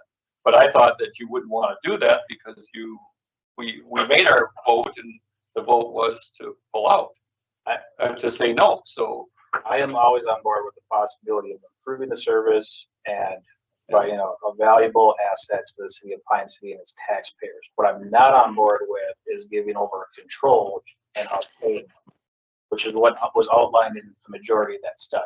Now, there's things in that study that were identified that could be a benefit to us. And that's what I want to pick out. I'm sorry if I interrupt you, but that's what I want to pick out. And really, to me, I thought the question that was directed to me was there anything that you could get out of that? And that's why I thought of this, because I thought, well, we already had a study with the whole council, so why don't we just do a committee thing? But if you want to do a study, I'm all for that, trying to pick out something out of that. I agree with you. I don't think we need to pay more than we're paying right now.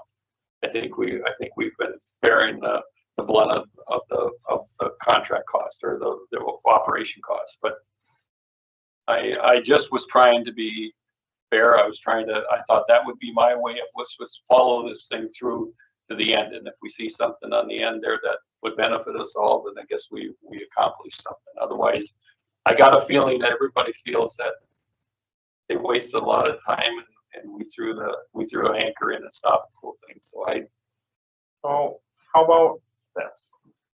How about we have a work session and do kind of a pseudo SWOT analysis? And we go through and we pull out the parts. There were parts of the study that were like the EMS and the things like that. There were parts of the study that were valid that could be helpful to the city of Pine City as well as to our contracted partners.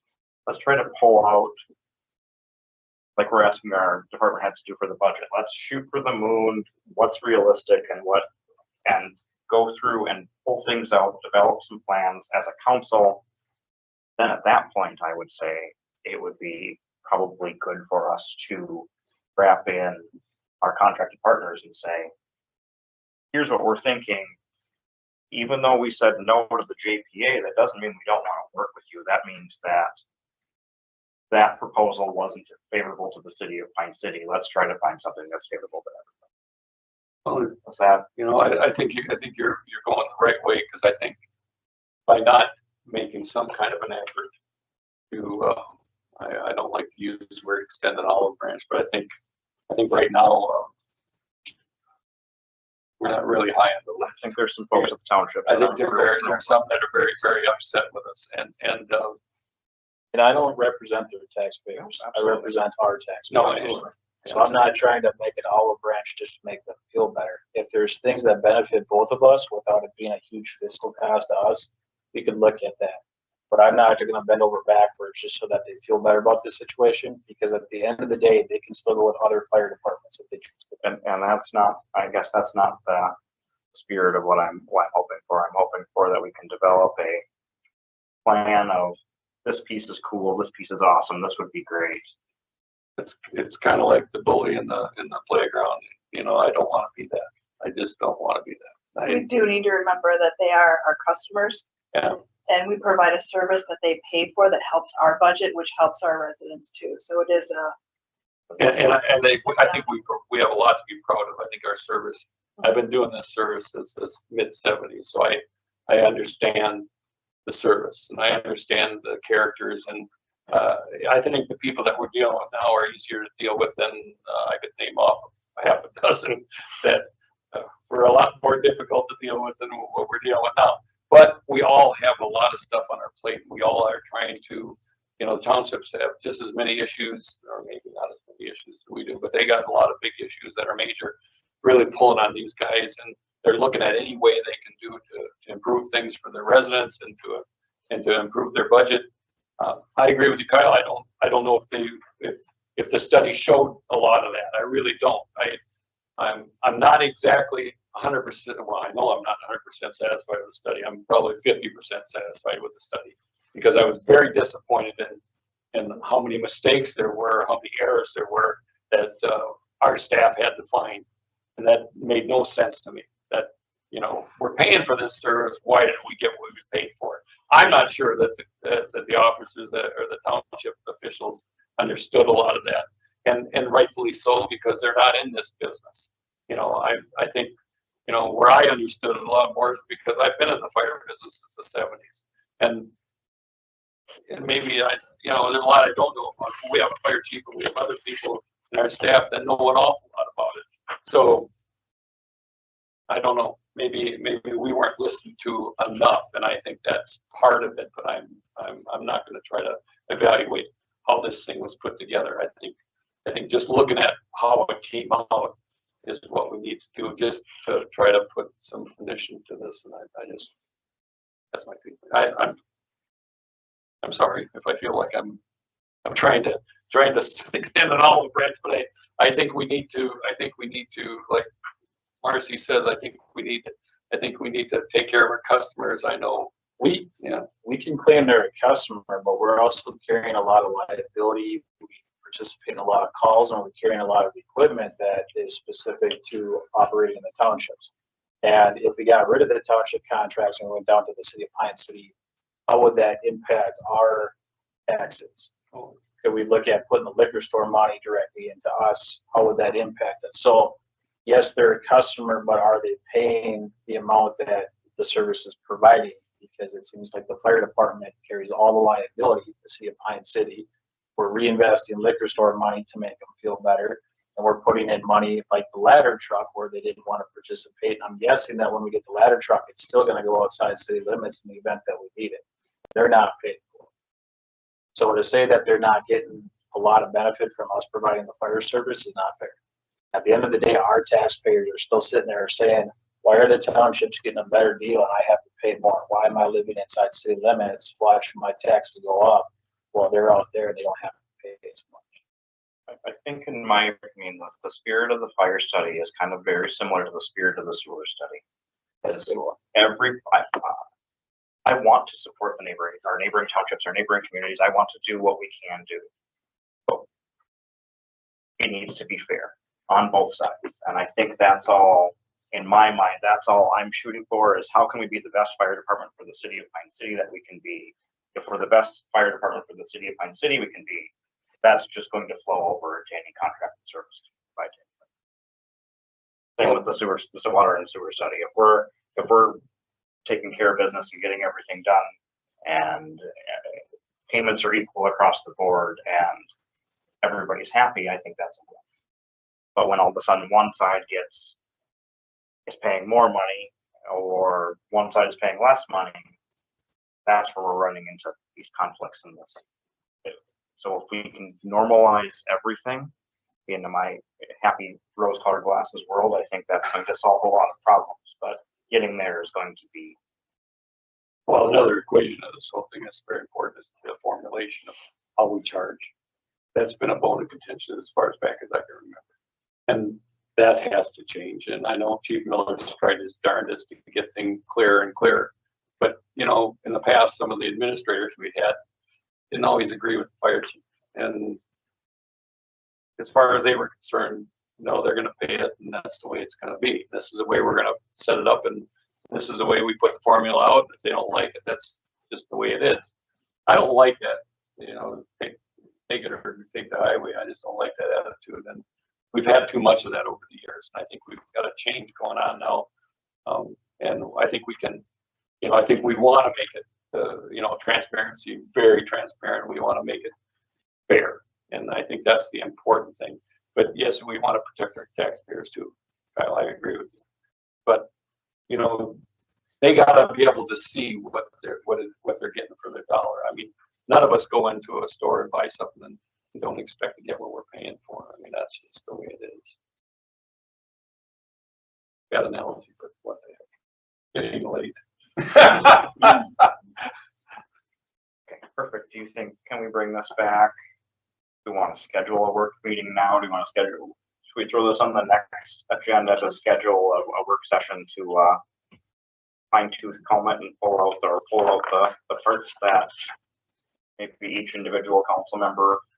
We're gonna have that on the next council meeting, or we're gonna have it on the following It council would meeting? be, I'm guessing that we should probably get our audit in to see how we're sitting financially before we So start this will looking be at it. either on the next or the second meeting. We'll get it on one of those.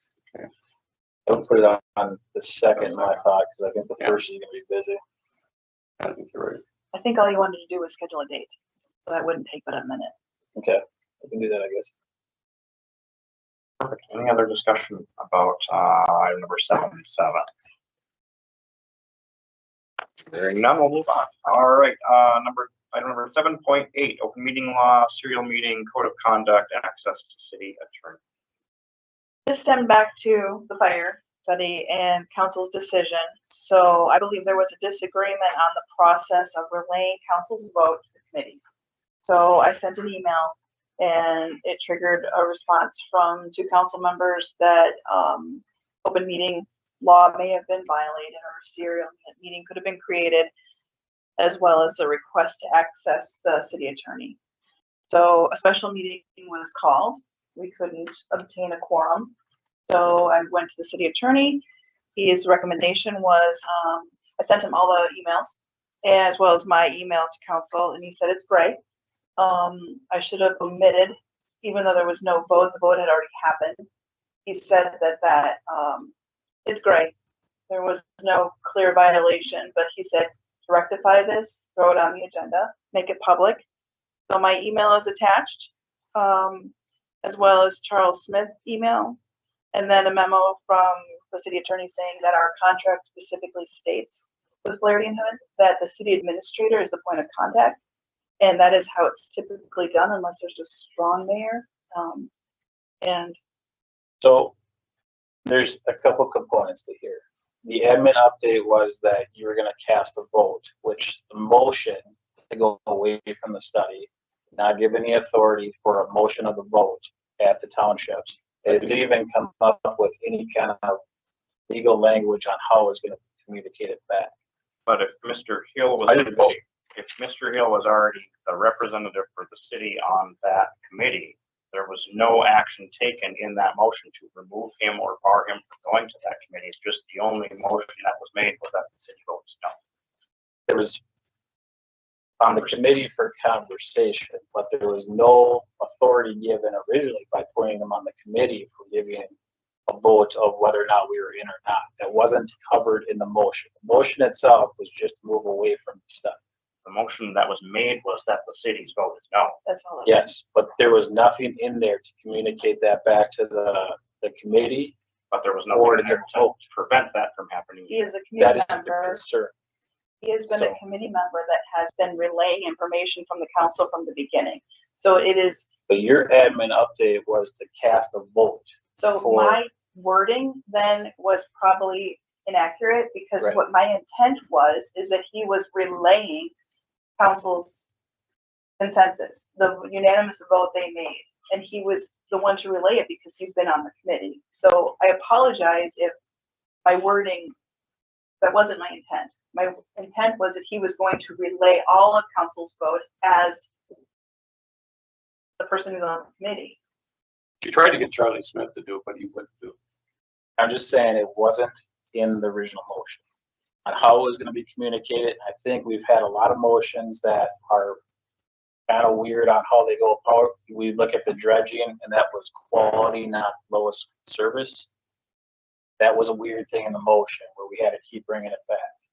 This motion was to go away from the study. There was no communication on, should the city administrator send out a letter? Should we send more representatives? Should we have you cast a vote?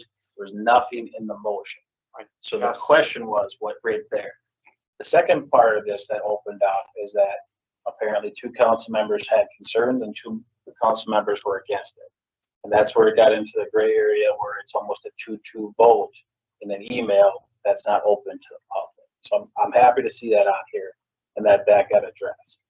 The email or the access to the city attorney is a separate component where if the city administrator, in my mind, or the mayor chooses not to honor a special meeting request, the councilor should be able to report to the attorney, which should be able to supersede the mayor and the city administrator, because we've had problems in the past with city administrators and mayors not following through on special meetings. The other concern is that the city attorney is supposed to represent the entirety of the city. And that if there's legal things like a council member being threatened, they should have access to legal authority through the city. Unless you're saying that they need to have their own legal representation and that the council is not, as the governing body of the city of Pine City, either we should sit down and say that the city attorney is going to represent them, or the council has no legal or representation. Correct. It's as a whole. So individual council members do not have the authority to go. And that is something that should be brought back to the council, not just tonight outright. If a council member is being threatened or attacked or violated, then we need to come back and talk about if we're going to provide legal services for that, because they are a council member. And that should have directly gone to the sheriff's office. If there's some type of threat, that is not an attorney issue. It's a legal issue, and there's a safety issue, and it should have gone to this. And it's sheriff's still office. something that the city of Pine City, the council should be addressing. As a whole, not an individual council member. Agreed. Yeah, I think we're talking, if that came forward for council to discuss, I think we would proceed with, of course, working with the attorney for that situation.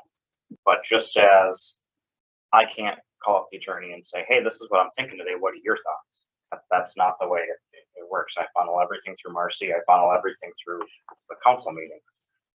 So the council used to actually have access to the city attorney, and the council decided to go away with it at the time because we had one individual that decided to call the city attorney for 100 times in the same day, every single day.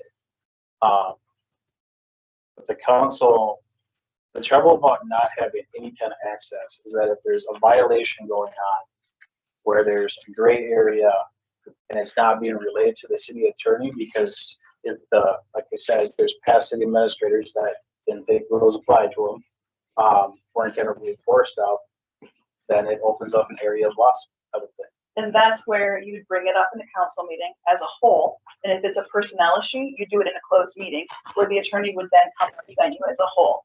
But to have individual access is where it is not allowed. It's not typical. It's not done in cities like that. So as a whole, you can call the city attorney, and then personnel, closed. Public, he can come and speak to all of you as a whole, but individually, that's not how it's done. Our attorney should be present at council. They used to do that and it never worked.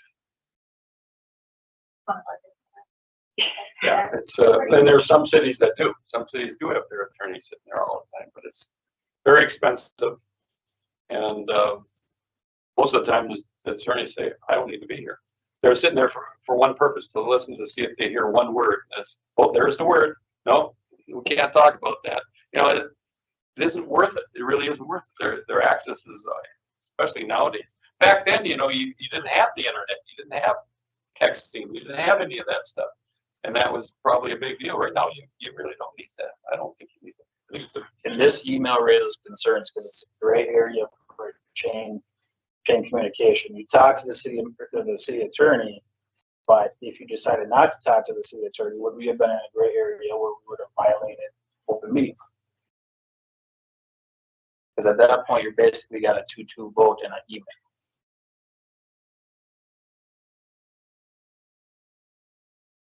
If the vote hadn't been done and the email states what was going to be done, that is a violation. The vote had already been done. The vote to not do the study. Right. Correct. But there was no vote given for voting on the actual item at the meeting or communicating. There was no vote out there by anybody. I mean, he would have been appointed to the committee when we approved the committees at the beginning of the year. So that would have been his committee. That would be just like I can go to EDA or HRA or Planning Commission, which is a little bit different because those are all city. Well, before we even got to the vote, I cut in and said I need to say something. And it's what I told him, as I said, we had a regular meeting on the 20th of May of 2026, and I read the 5 points. And it's, I just read, at approximately 2:20, decision of the fire study begins. At approximately 2:30, Councilor Palmer made a motion to pull out of the study, which was seconded by Councilor Swanson. Discussion followed. I read that at approximately 2:30-40, Councilor Palmer amended the motion to state that the city's answer is no. Discussion continued about after the amendment was made. At approximately 2:34, Councilor Palmer stated that this video would serve as notice. However, that statement was not included as part of the motion. At approximately 2:37, the mayor restated Councilor Palmer's motion that the city's answer being no, with no second from Councilor Swanson, or with a second from Councilor Swanson. The motion carried. That's all I read to the townships. I read nothing else. I had made no other comment. After two council members brought up the concern. And the concern is that would you have gone that route if the concern hadn't brought up, or have you ever been in a position where you take a vote on things or put in your opinion or self-commit to things? The motion never had any kind of authority given for That's what putting him on the committee does. Yes, That's the point of him being I on was the a committee committee, not member. part of the study. That's why we have alternates. That's why we have people to go to these meetings. If he's not there to make a decision or to act as our city council representative on this committee, what's the point in even going to? there was no point in going to the committee. Well, there The study was The already the done. response had to be relayed. And he has from the beginning been the committee member who relayed council's questions, answers, concerns. That's the precedent that's been set by having him on the committee. This And yeah, is, the admin update was the cast of vote, and that was the concern, is that no authority was given to cast a vote. But we That is cast our my concern. vote as council, and Dave went to the meeting that he was a committee member of and said, the council says no. Thank you. Yeah, I read what the council said. I did not make a vote. I didn't vote, and nobody voted. And at that point, because we are the primary carrier of this service, if it was going to happen, there was no point for anybody to vote after that because it wasn't going to go anywhere. Mhm. And that's what one of the township officers said. I guess we're done. Mhm. And what would have happened? No, I'm just there again. We just start talking about feelings and people and caring and not. I'm not saying you're not caring, but I'm just saying, what would have happened if we would have not went out there at all, or if nobody would have went out there and they would have said, well, geez, what's Pine City going to do? And she has no authority to speak for the council. That is my point, that the motion itself didn't give any kind of authority either way. But he already had the authority because he's Yes. already serving as the member on the board. But we made the authority to not participate in the study anymore. that was No, not in the motion. was that our vote was no. The That's all. committee's, the council's vote was no. So there's Isn't that the what- assumption that the precedent has been set that he has been the one to relay councils. This is absolutely. I don't Isn't that what It's already been cast that it's a 2-2 vote in an email. No authority was given in the motion. But no authority was not given in the motion. That is correct. And if he was already a member of the board, which him being a member of the fire study board was approved by council at the beginning of the year when we approved our committee assignments, that in my mind gives him the authority to act as the conduit for the joint powers agreement work group and the city of Pine City. If he is the member, that's how this works. That's how every other board that is multi-jurisdictional works. Otherwise, you're trying to track down and have, 10 full councils there? That's not the way the rest of Do you want an opinion from a lawyer? Is that what you want, Kyle? Because it doesn't matter to me. I guess if you want to spend some money, we'll spend some money. The way I see it is that the authority, there was no authority in the motion. Motion itself was vague. It didn't cast either way. Well, we could get that opinion from a lawyer too, if that's what you want. I mean, I don't have a problem with that. If I did wrong, It's already been relayed and we've been removed from the study. I'll go sit in the corner of my desk and say that. I don't care.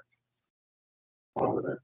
You were never removed by council from the committee, so therefore you are the one to go relay the message. And the only message I relayed is what the council said. Correct. I was very, very careful not to, and I didn't answer any questions because I didn't want to speak for the council. What I spoke for was what our decision was. And I read it right off of this. This is exactly what I read. So I thought and like I told you, the surprise was that nobody seemed to know anything. There was one township officer that actually did have knowledge of it. The rest of them, what I understand, did not have any knowledge that this was coming. Because apparently they don't listen to the radio or the TV, but I don't think it was on the radio and I don't think it was in the newspaper. So, and they don't watch the videos of the council meetings. So I don't know, Kyle, I guess it's whatever however you want to pursue this. I guess it's done and it's over, but Pine City made a commitment to this committee, and there was no vote taken by council to say that it had ended. So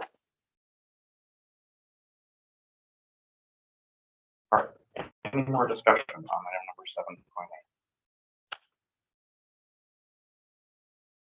Hearing none, we'll move on to budget discussion. Item number 8.1, Pine City Fire Department 2027 wish list.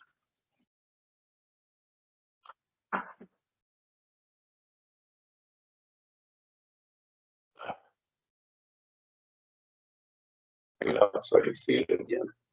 I should have brought that, but I think I have everything pretty well memorized on there.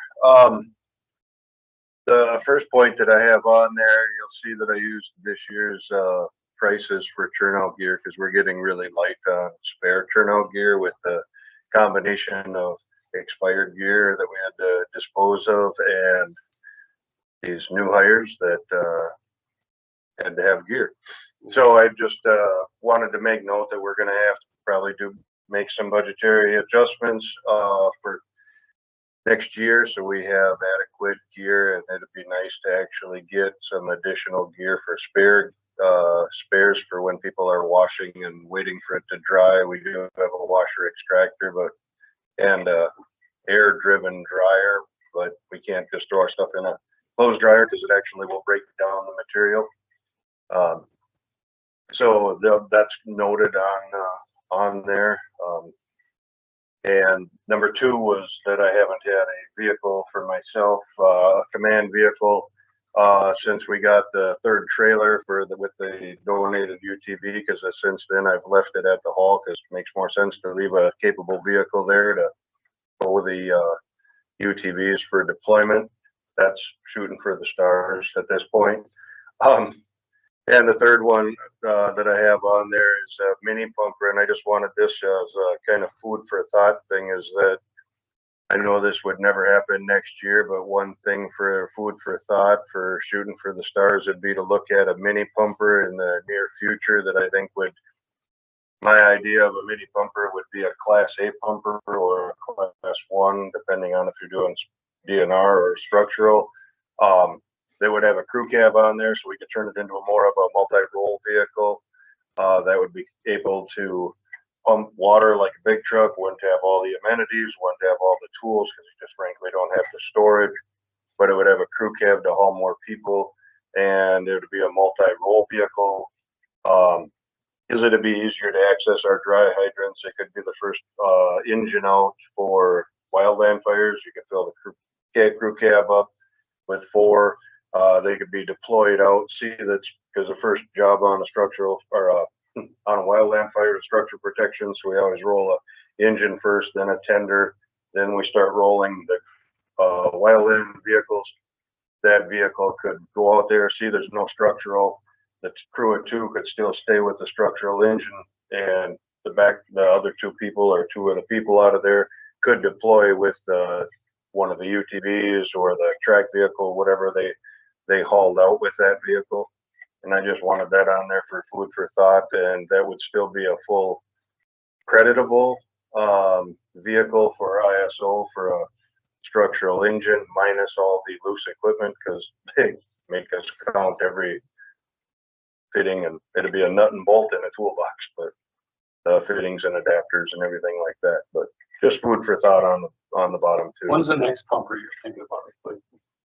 When is the next one you think you have to replace? I know we got the aerial coming, but when is the next mainline pumper that you're thinking about replacing? Well, we need to get rid of unit 26 next. That one's starting to be a budget hog, if you will, for maintenance. The current contract that we're with the townships that we're utilizing has that through 2032. My suggestion would be to make sure that all of our contracted entities are on board and know that that would happen. But we got our last one in 22, and we're trying to get a 10-year spacing out on those engines. So I would suggest ordering that with now current lead time somewhere early in 2030. We'd have to keep tabs on what the lead times are. And that one, obviously, we would have to figure out with finance and everyone involved to find out if we're gonna do a loan and or how we're gonna end up financing that through. But then how it was pseudo agreed upon with the spirit of doing these long-term contracts would be we would do an engine and a tender and one brush truck every 10 years and cycle those so that the engines wouldn't be here for 40, 50 years. That we would be at the 30-year mark by the time we got rid of them.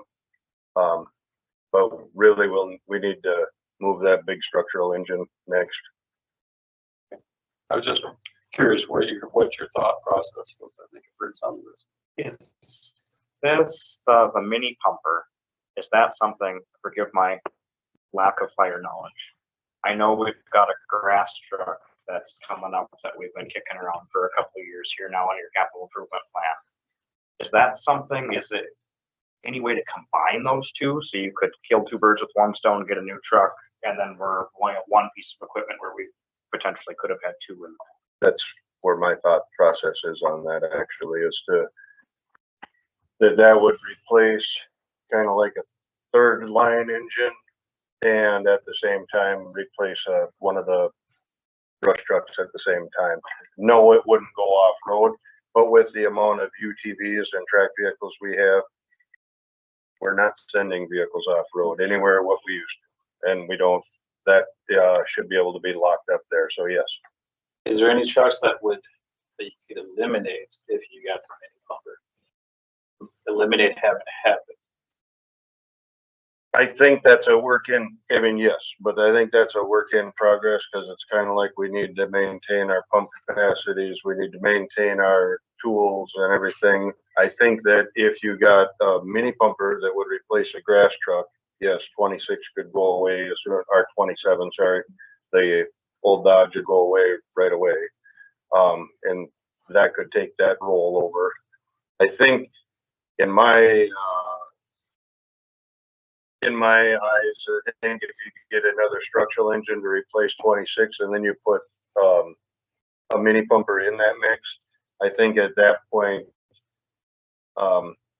20 would be a very good candidate. The equipment van, the personnel carrier would be a good candidate to remove out of there. 16 obviously goes away when the ladder comes. 22 would possibly be able to go away even at that point because we would still maintain the 3 engines in the ladder, and you would be able to see fleet reduction, I think is the right way to say that. Personally, I don't mean to try to take away. I want to make sure you have enough equipment that's going to, if there's a fire, you're not going to be saying, oh crap, I wish we really had blank right now. Right. But if we can streamline and you're not changing the oil on as many vehicles, you're not putting tires on them, and you're not putting fuel inspections and all that, that's going to save us money in the long run. So I guess whenever I ask these questions, I feel free to balance my cheapness with your realistic expectations of what it takes to put a fire out. No, and I appreciate that question because I meant to mention that I think that would eliminate one of the pickups that are in the hall or a Type 6 for wildland. And that was, can you just, off the top of your head what we had in the capital improvement budget for that? 150 I believe it was 100,000. At one time we had 150, and I believe we reduced it down to 100 because we just got the new skids and stuff. But I think it was 100. Does that sound right? I think it was 100. Not gonna hold you to it, just trying to think we're getting the budget time, so if that stays fresh in everybody's mind. Do want to be honest, I do struggle a little bit with the mini bumper, with the uncertainty of how our customers might react going forward and how that's going to be paid for. Just because we just got done buying a ladder truck. I know that there's been some thought process about using the refund from the ladder truck to look at a mini bumper, and I'm just being honest that after spending as much as we have on the fire department and liquor store, I think we need to take a very close look at public works and beefing up that budget. And I just want to be completely transparent with you on that one. So. No, and I appreciate that. I've seen things on a couple of their, well, at least one of their trucks that I wouldn't have it on the road. What is the wish list? The shooting for the stars wish list. So, and as I said, I don't expect this to come in the next year or two. It's just that this is a future wish list that I wanted to put together. And it's just to give you an idea of where in the future I think the department needs to go. I think that we can get by with less and do the same, if not better. On the gear, I know you're a whiz at the grants and stuff. And I don't know why I'm even asking this. I'm sure you've explored what's out there. FEMA grant won't even, because we are in a position that we don't have anyone operating in gear that's non-compliant. FEMA won't even look at us for a grant for it. Because there's so many. Because there's some old rubber stuff. It's in some pretty rough shape. There's so many departments out there that are still running stuff that's frankly not OSHA approved, not NFPA approved anymore, because it's way over 10 years old, and they're the ones that all those dollars are getting put toward. That's tough. I had conversations with Senator Rarick, and bonding doesn't look any better next time than it did this time. I will say, just now that you brought up grants, I will say one quick thing is that I use Neil for our grant writer to get the lingo, if you will, in the narrative.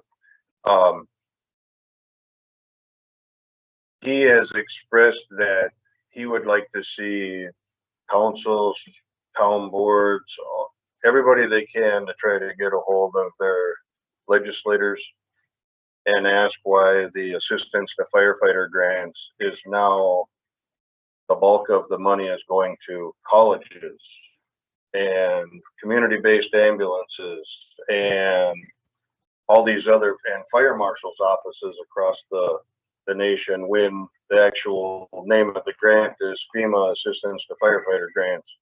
And he actually did give me a letter that he was asking to be circulated, and I didn't know if you guys wanted to look at that or not, but send it to us.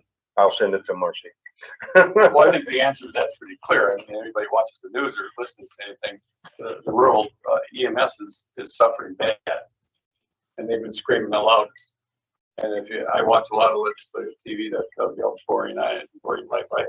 But I always have it on in the background, and I catch something that catches my ear. And when you listen to these different committees and stuff, they had a big turnout of support from a lot of different areas, and that's why they're getting the money. That's because they had the loudest voice. I don't see a whole lot of loud voices in there other than the fire marshal's office for that type of money.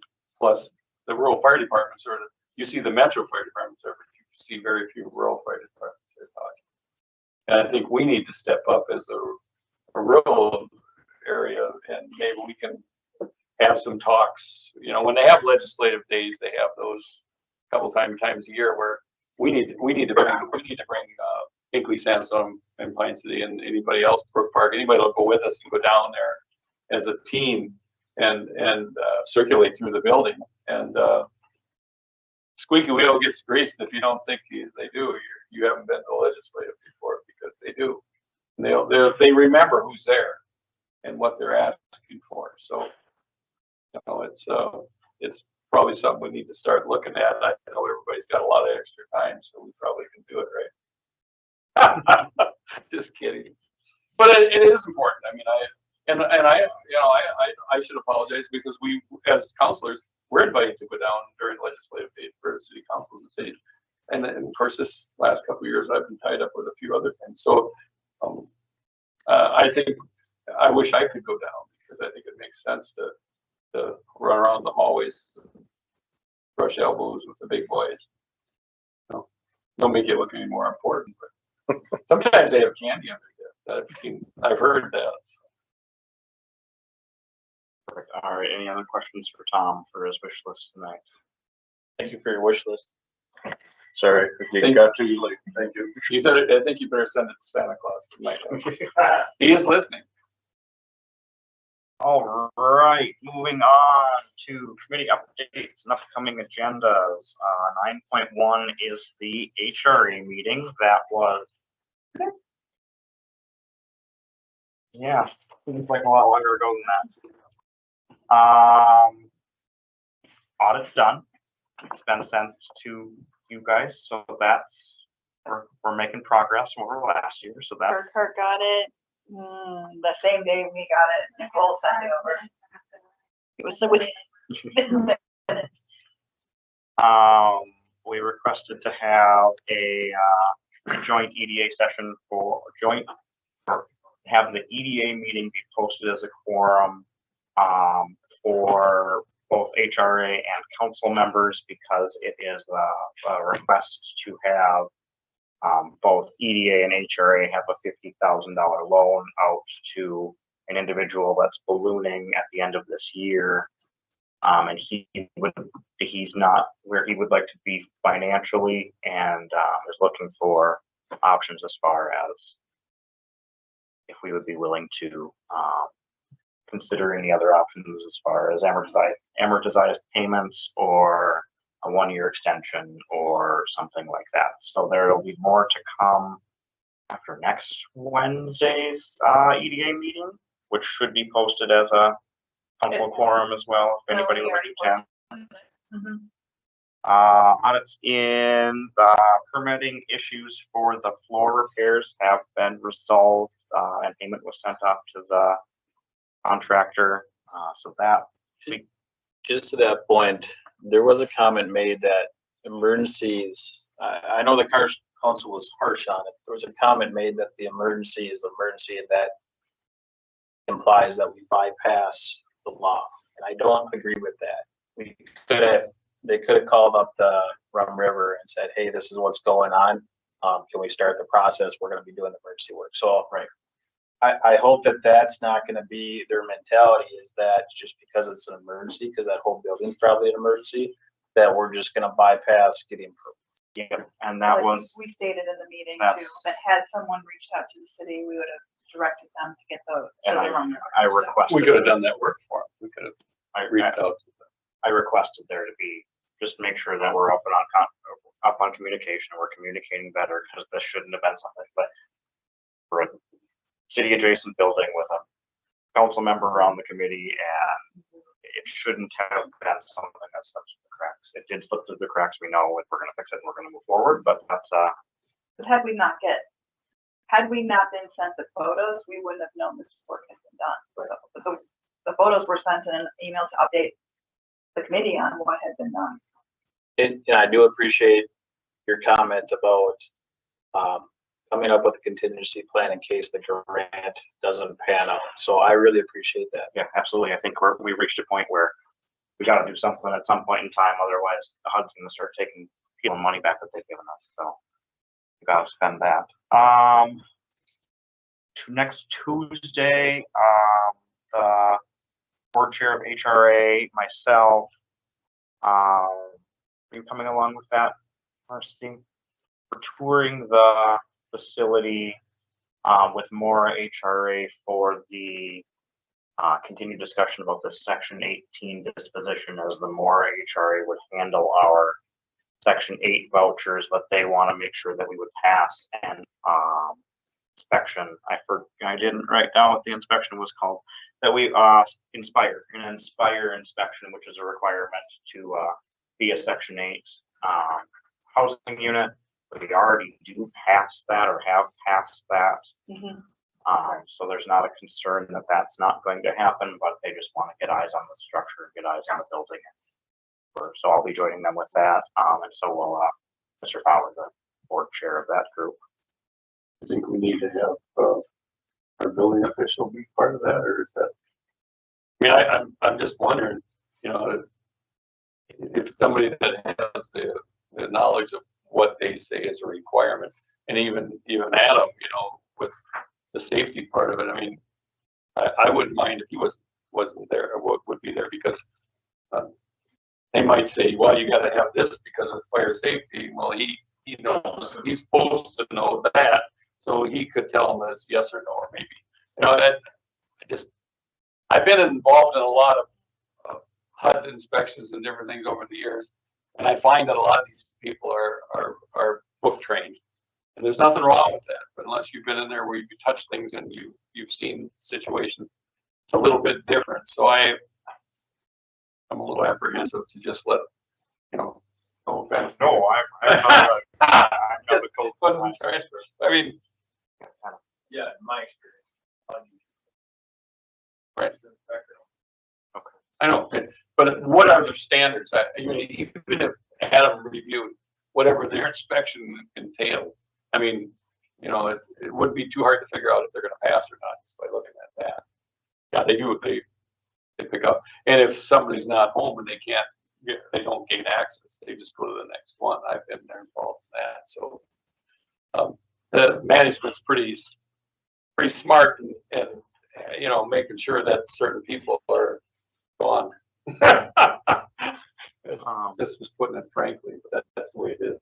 Yeah, and I guess I can only speak as one member of the board, but say I don't think it would be an issue at all if either Andy or Adam would want to be present for that walkthrough. Especially in the condition of the building where we're dealing with the foundation that's settling.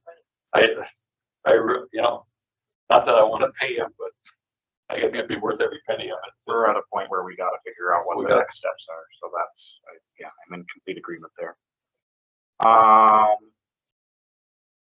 That's really all I have, at least in my notes from the HRA meeting. And we can move on to the liquor committee. We had this is the first meeting we've had for months, I think.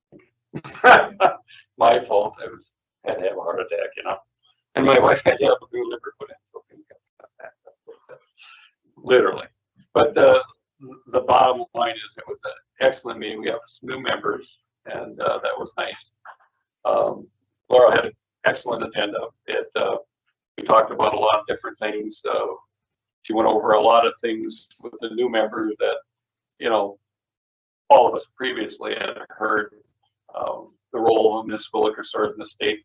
She went over financials. She went over the store, past, present. You know, what changes that have been done. She talked a lot about marketing, different things that they do, some of the product changes and stuff like that.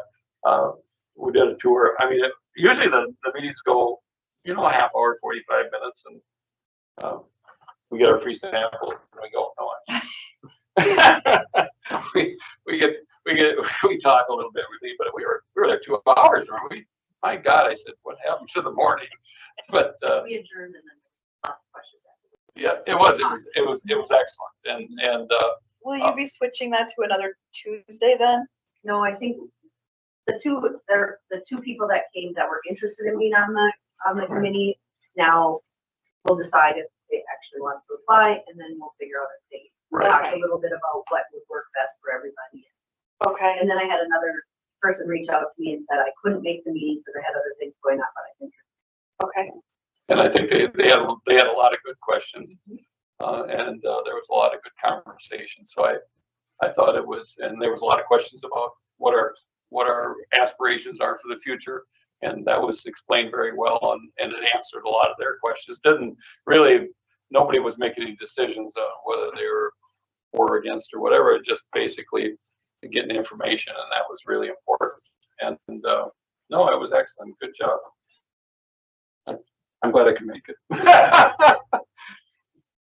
All right, moving on. Then 9.3 is Township JPA study update. I think we kind of covered that a little bit earlier, but anything else to toss in there? I don't think so. All right. Then moving on to 9.4, upcoming meeting agendas, planning commission and the library. Questions, comments, concerns? Well, I do have a question on the library.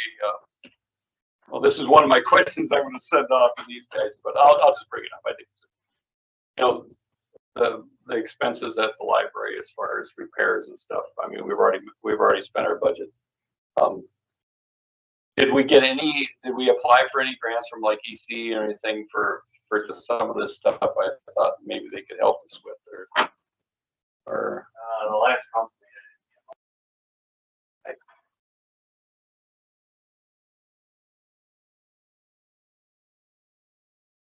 I don't know what that process is. Maybe somebody else has done.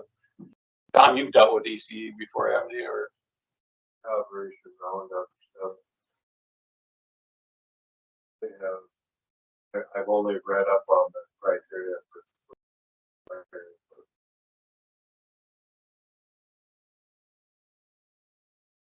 I had a conversation with the CEO and a couple, 3 months ago and at least a couple months ago, and he said, get it in and put in for as much as you can get.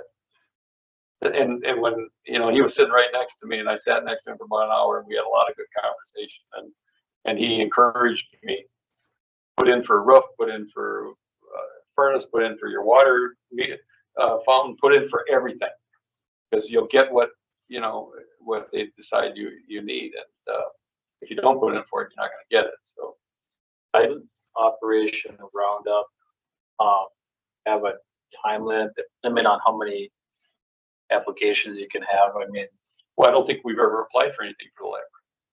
not for the library, but if the city of Pine City has ever applied for Operation Roundup in the last. Right? Wasn't that for a fire truck? For part of a fire truck? No. That's the low one. That's a loan. But you know, it's like anything else. You aren't going to know until you try. Got money. From Operation Roundup? For what? Okay, well, that's the beach. This is the library. It's a lot. He encouraged me to do this and get it in. He said, So I'm all for applying for it. I don't know if you can get it more than once in a year. So if other departments are thinking about trying to apply for it, I want to have a conversation first. You know, waste I don't know. I just, straws. I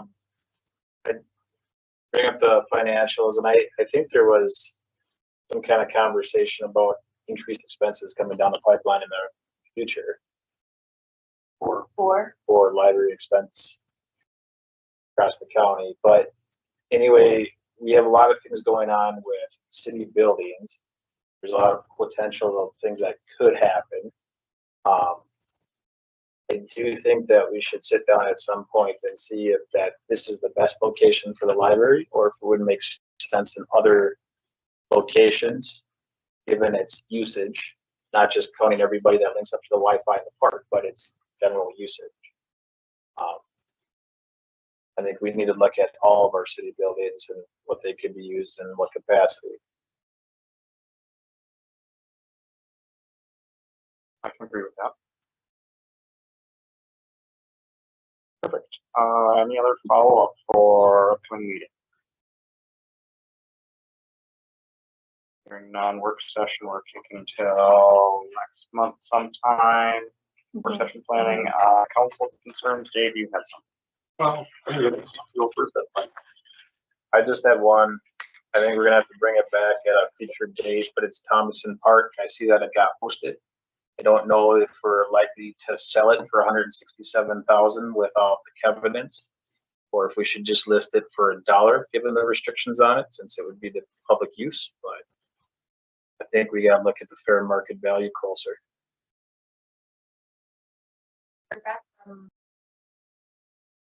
Yeah, I spoke to the church yesterday. Wow. Well, We're gonna buy it can back. you report that?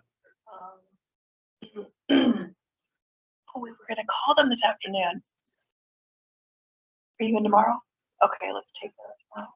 The church was lovely, on the phone, and yeah, they're open to any direction from the city. Well, I asked them, and I guess that maybe made a difference. They did say they spoke to somebody, so. Yeah. Thank you. Actually, we should put that at the next council meeting if we're gonna pull it off for selling it or doing Yeah. something with it.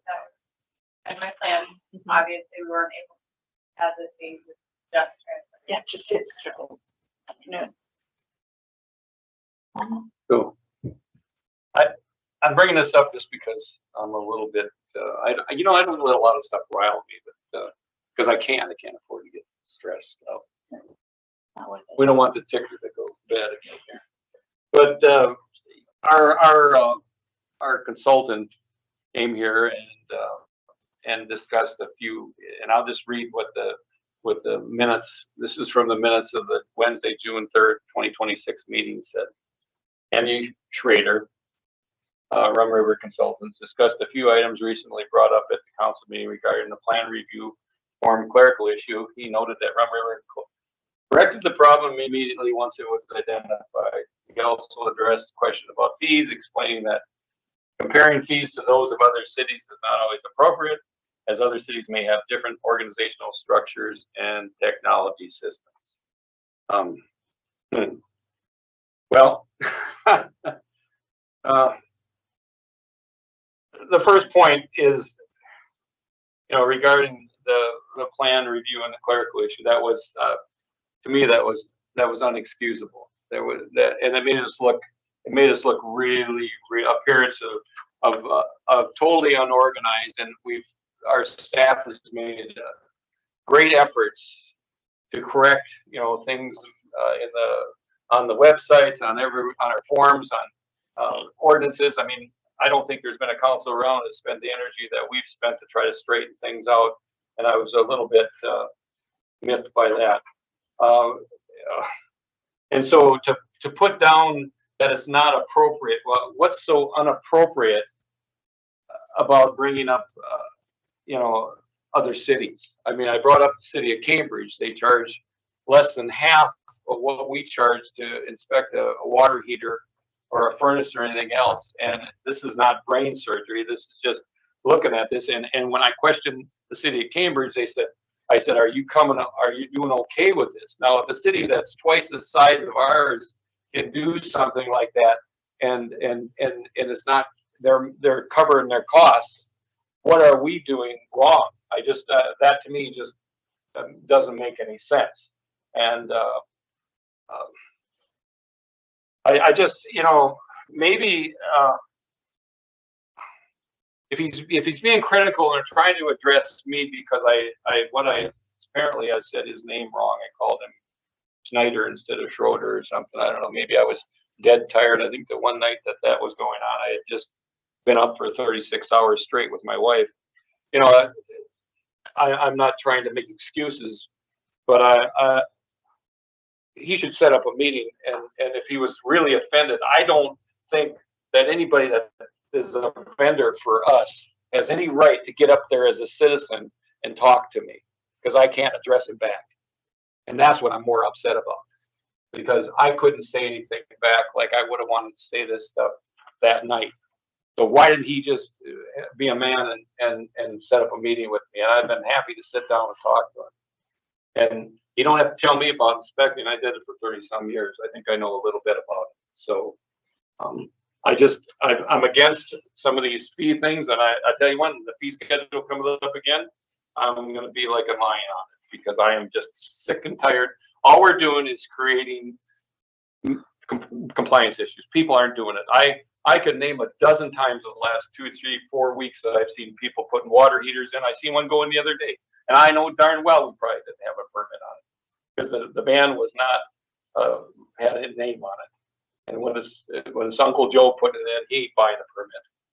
So I just get really disgusted that somebody pays $150 to put something like that in, on an appliance that costs close to $1,000 or so. That's 10 or 50. That's a hell of a lot more than the sales tax they're paying. They ain't gonna pay it. They're just gonna do it. And then if our fire department gets called because Uncle Joe doesn't know that you gotta use, gas fittings instead of water fittings, and I've seen that in a lot of places I inspected, and Mr. Adam probably has too.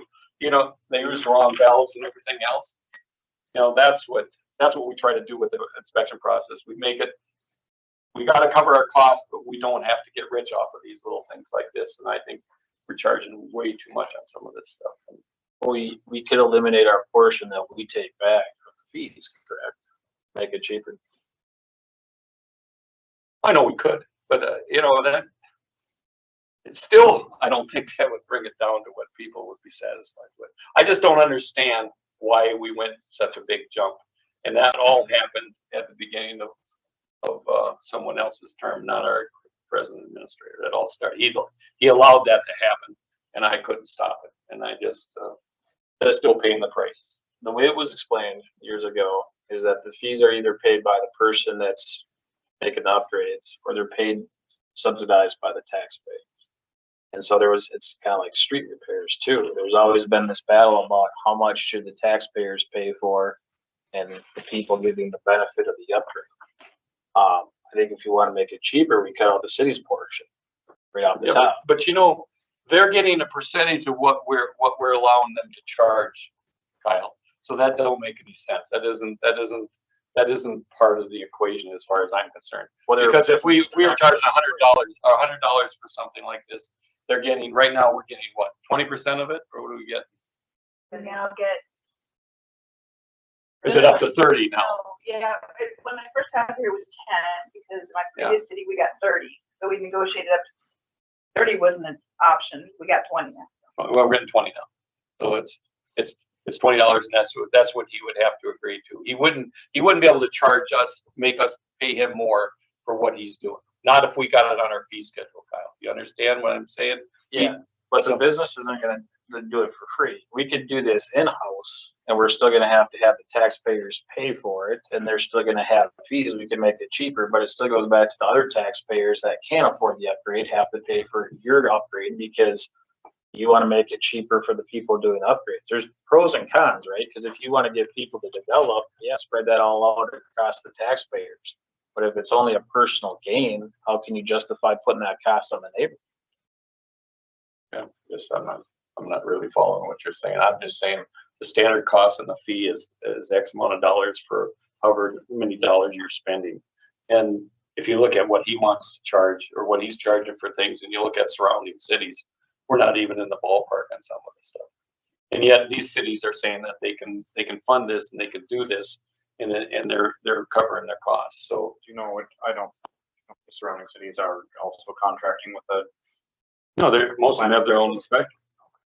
Yeah, so how is that inspector paid for? By fees and taxpayer dollars, right?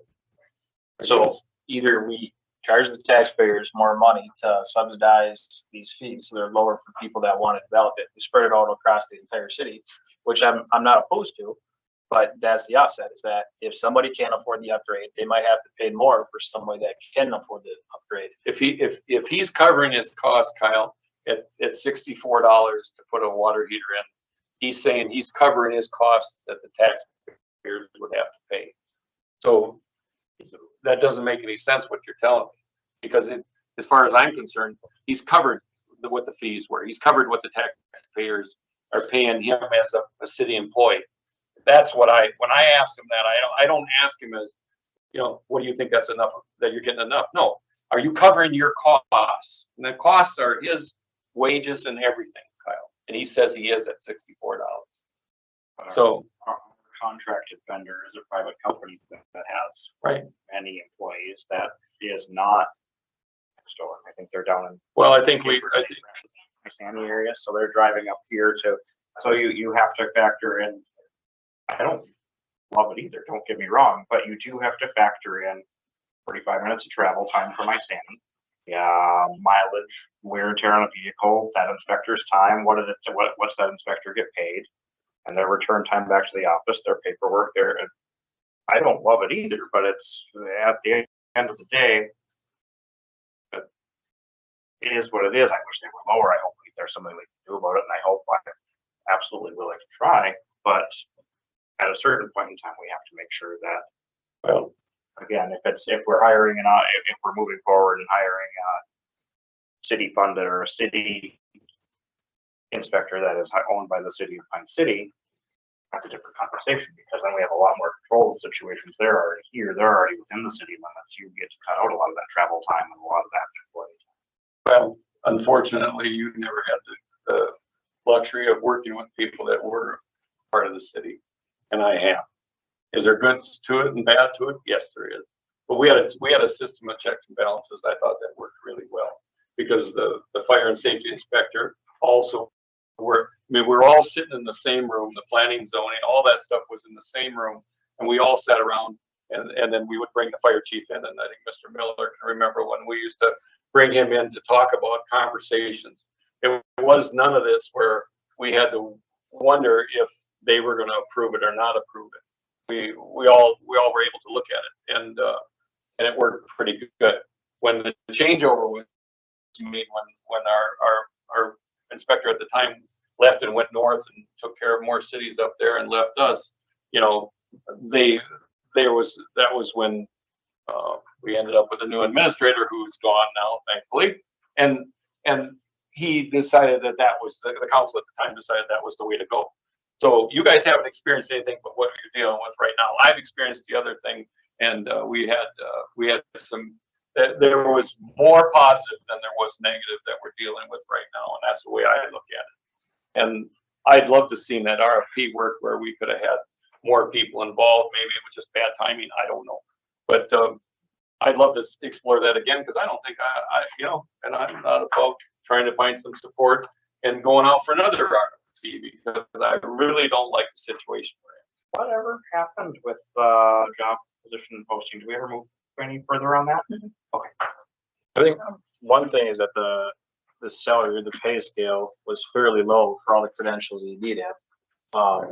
And I have met building inspectors that live in the area, that live in the cities, that make double what the city of Pine City could offer. But I also think that if we get into that, looking in-house, probably gonna have to look at doing a substantial update with our current staff as well, because they also carry quite a few certifications across the board, which we should look into regardless. You gotta present their wish list first. I think everybody's wish list is probably to get paid more. Well, I think we're pretty. I hope we're trying there. This isn't an easy world to live in right now for anybody. But we can look at having an in-house inspector again. I think we're just gonna have to get serious about what we pay them, but we are gonna have to pay them with taxpayer dollars, and the fees aren't gonna cover all the wages. But when is it gonna get to a point where he's not getting enough permits coming in? He's gonna say, you know what, my numbers are down, so now you guys are gonna have to start giving me a bigger percentage. He's gonna start taking it back, and that's what's gonna happen. Under the contracted amount. If he decides that he wants to change the contract, yeah. What are we gonna do? We only had one other company put in a part of the RFP. We don't have a lot of. There isn't like we can go out there. Well, we'll go over there. We'll go over there and take the fee, and we'll try them. I didn't think that other outfit that was a bad choice. I made some phone calls and I got a lot of good positive response about it. So I didn't pursue it any further because it was bound and determined we were going to just go with one. So I guess the one we had. So I gave in, and that's. They were so confused from River City. Maybe we refresh, dust off here when we got after budget season. We dust off the position and revisit that and go from there. Realistically, we should probably be reviewing all our contracts with contracted services on a yearly basis to see if we're getting what we want, or if we need to put them out for RFP. Yeah, you might be talking about the sheriff's office too, right? I mean, if we're not legally required. Well, anyway. Okay, well, I'm off my soapbox. I just think changes are needed, but that's just my opinion. Any other council concerns? Got a long list, but not tonight. All right. I've got nothing for the mayor's report tonight. Someone like to make a motion to adjourn? Second. Motion by Dave, second by Kyle. All in favor, please signify by saying aye. Aye. Those opposed, please don't be opposed. Thank you, everybody, and have a great day. Thank you, Seth.